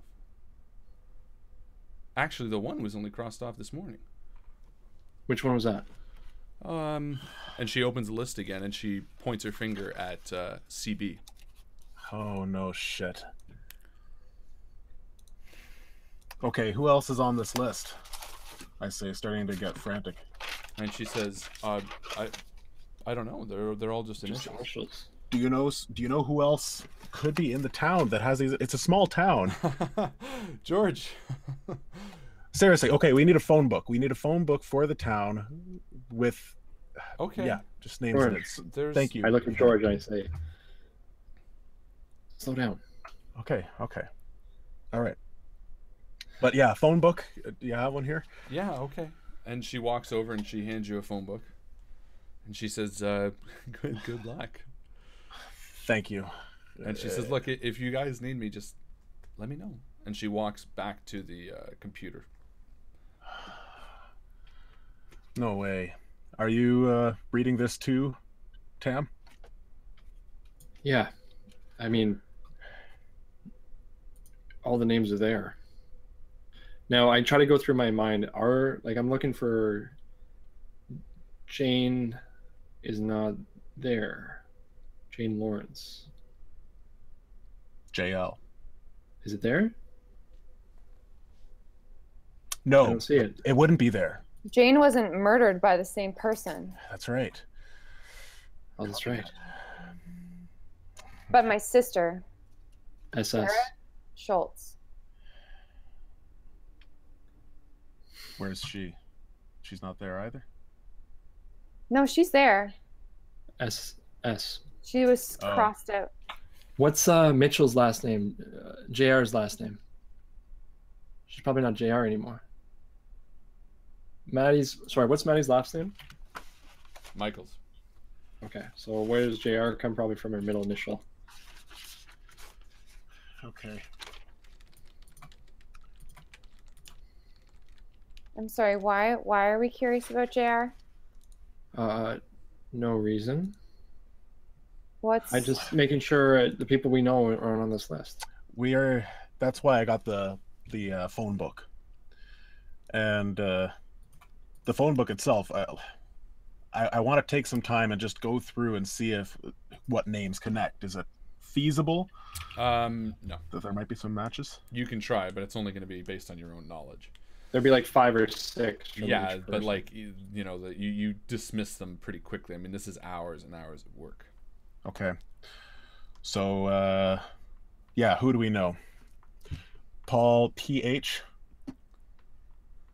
Hold on. Let me just. She pulls out a notebook where she has a list of all of the victims, which she ostensibly has. But we can narrow it down based on their age. I mean, all the girls so far, am I wrong, Harlan, have been at least under 20. Yeah. But then So chances are 50. That's true. Karen. And she sort of perks up from the desk. Yeah. You said you were married. Yeah. Right? Did you take your husband's last name?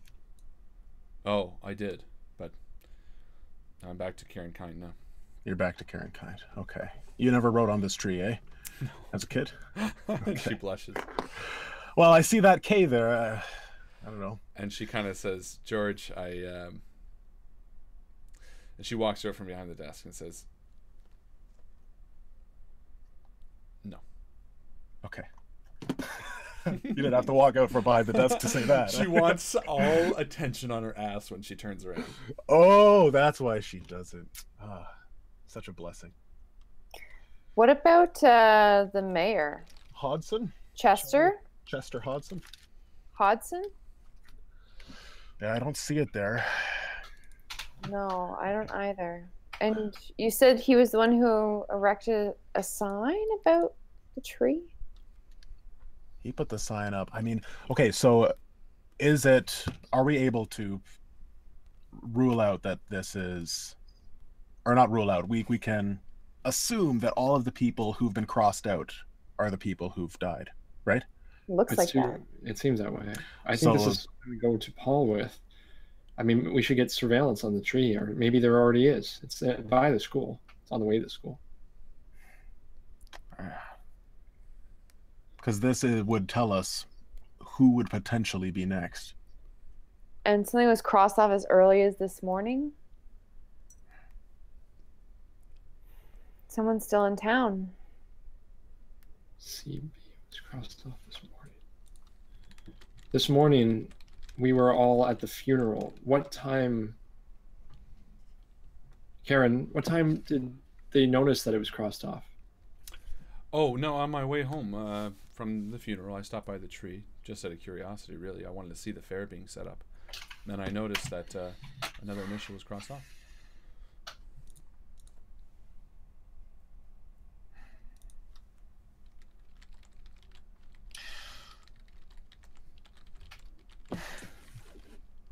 This is a real thinker. Well, think and move. Do both at once. Okay. What do you know? What do you also know? What do we also know? Well, let's push it a bit. What's the next thing you want to try to find? Who else is on this list? Who else is a potential victim? Okay, beside the list, what else do you want to try to find? We also want to talk to Luke's half brother. Right. Okay. And what else are you looking for? He worked at the bank.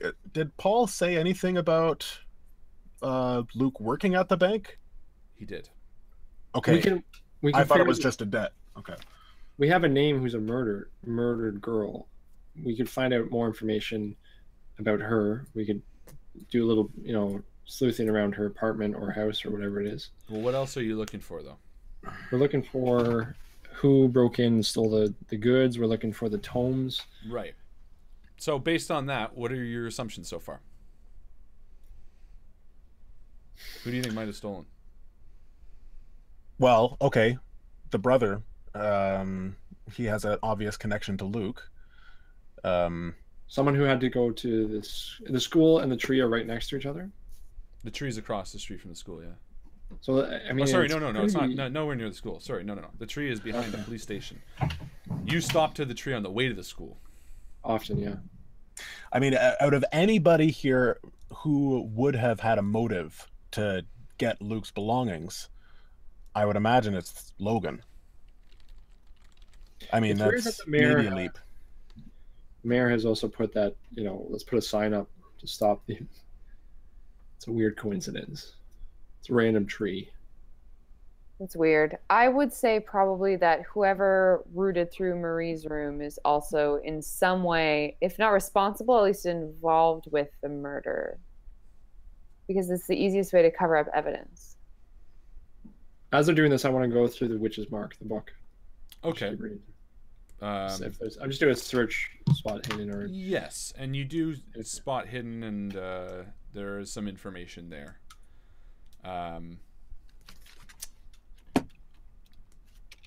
But it's not important right now. Well, it's not. It's. I don't have it printed up. I have to type it up. It will be there. I think we should come back to this. This seems valuable. Yeah, that's a good idea. I will tell you this: you leaf through it, and nothing in it necessarily jumps out to anything that you're looking at. Right. It doesn't seem in any way pertaining to anything to do with. So naturally you do dismiss it first off. Oh, but I will give you. Tam, I also wanted to show you this. You missed this before you're leaving. I pull out the picture. What picture? I hand you a picture of me, you, Luke, and Matt. This was in the apartment. What are we doing in the picture, Harlan? And it's just the four of you on a sort of a hill, and your sort of arms are around each other. There's a bike by your feet. Is there anything on the back I look it over? No, it just Do I remember when this picture was taken? It says seeing is believing. Interesting. You don't remember it. It might have been the summer of '81. Hard to keep track of everything in my head. What was that? Wait, in Luke's letter to you, Tam, and also in his journal, he mentioned a shield around the town. Yeah, I think he's referring to the ward, and I see Karen. Is Karen still there? No, she's in the bathroom. Okay, I say there's a ward that Ackerman, and I look at Georgie and like, is she going to believe this? That Ackerman put around the town to ward off evil, we assume, or something. Do you know how he did it? No, and I think it would have been in the tomes, and I think that's what Luke was kind of getting into in his diary. We probably figure that stuff out. I regret now. I read a couple of pages, but I was so exhausted, and I put it back in the safe, and I just never got another chance to look at it. I mean, what? So sorry. No. Sorry. You didn't get a chance to look at it because you were too tired, Marie? Well, I got back from the police station. It was about 4 a.m. I drove all day to get to town. The diary covered from like 1982 up until present, and as much as Marie did read through it, she learned information about Ackerman, which she's used to her disposal up until almost the mid-90s. It talks a little bit about Emily and sort of their unhappiness and things like that. But when it comes to the meat and potatoes of what happened within the last 10 years, she didn't get that far. Okay. It was a thick diary, man. Yeah, okay, fair enough. This big. I didn't know that. Sorry, Marie, I just... No, thanks, God, Harlan, whoever. Step in to intervene. Yeah, so I'm sorry, I fell asleep on the diary, and then when I woke up, they were talking. I had to go, and I put it back in the hotel room safe and wasn't able to read as much as I should have. We could go to the tree. I mean, maybe there's something there. I want to do a psychology roll just to see if Marie is lying.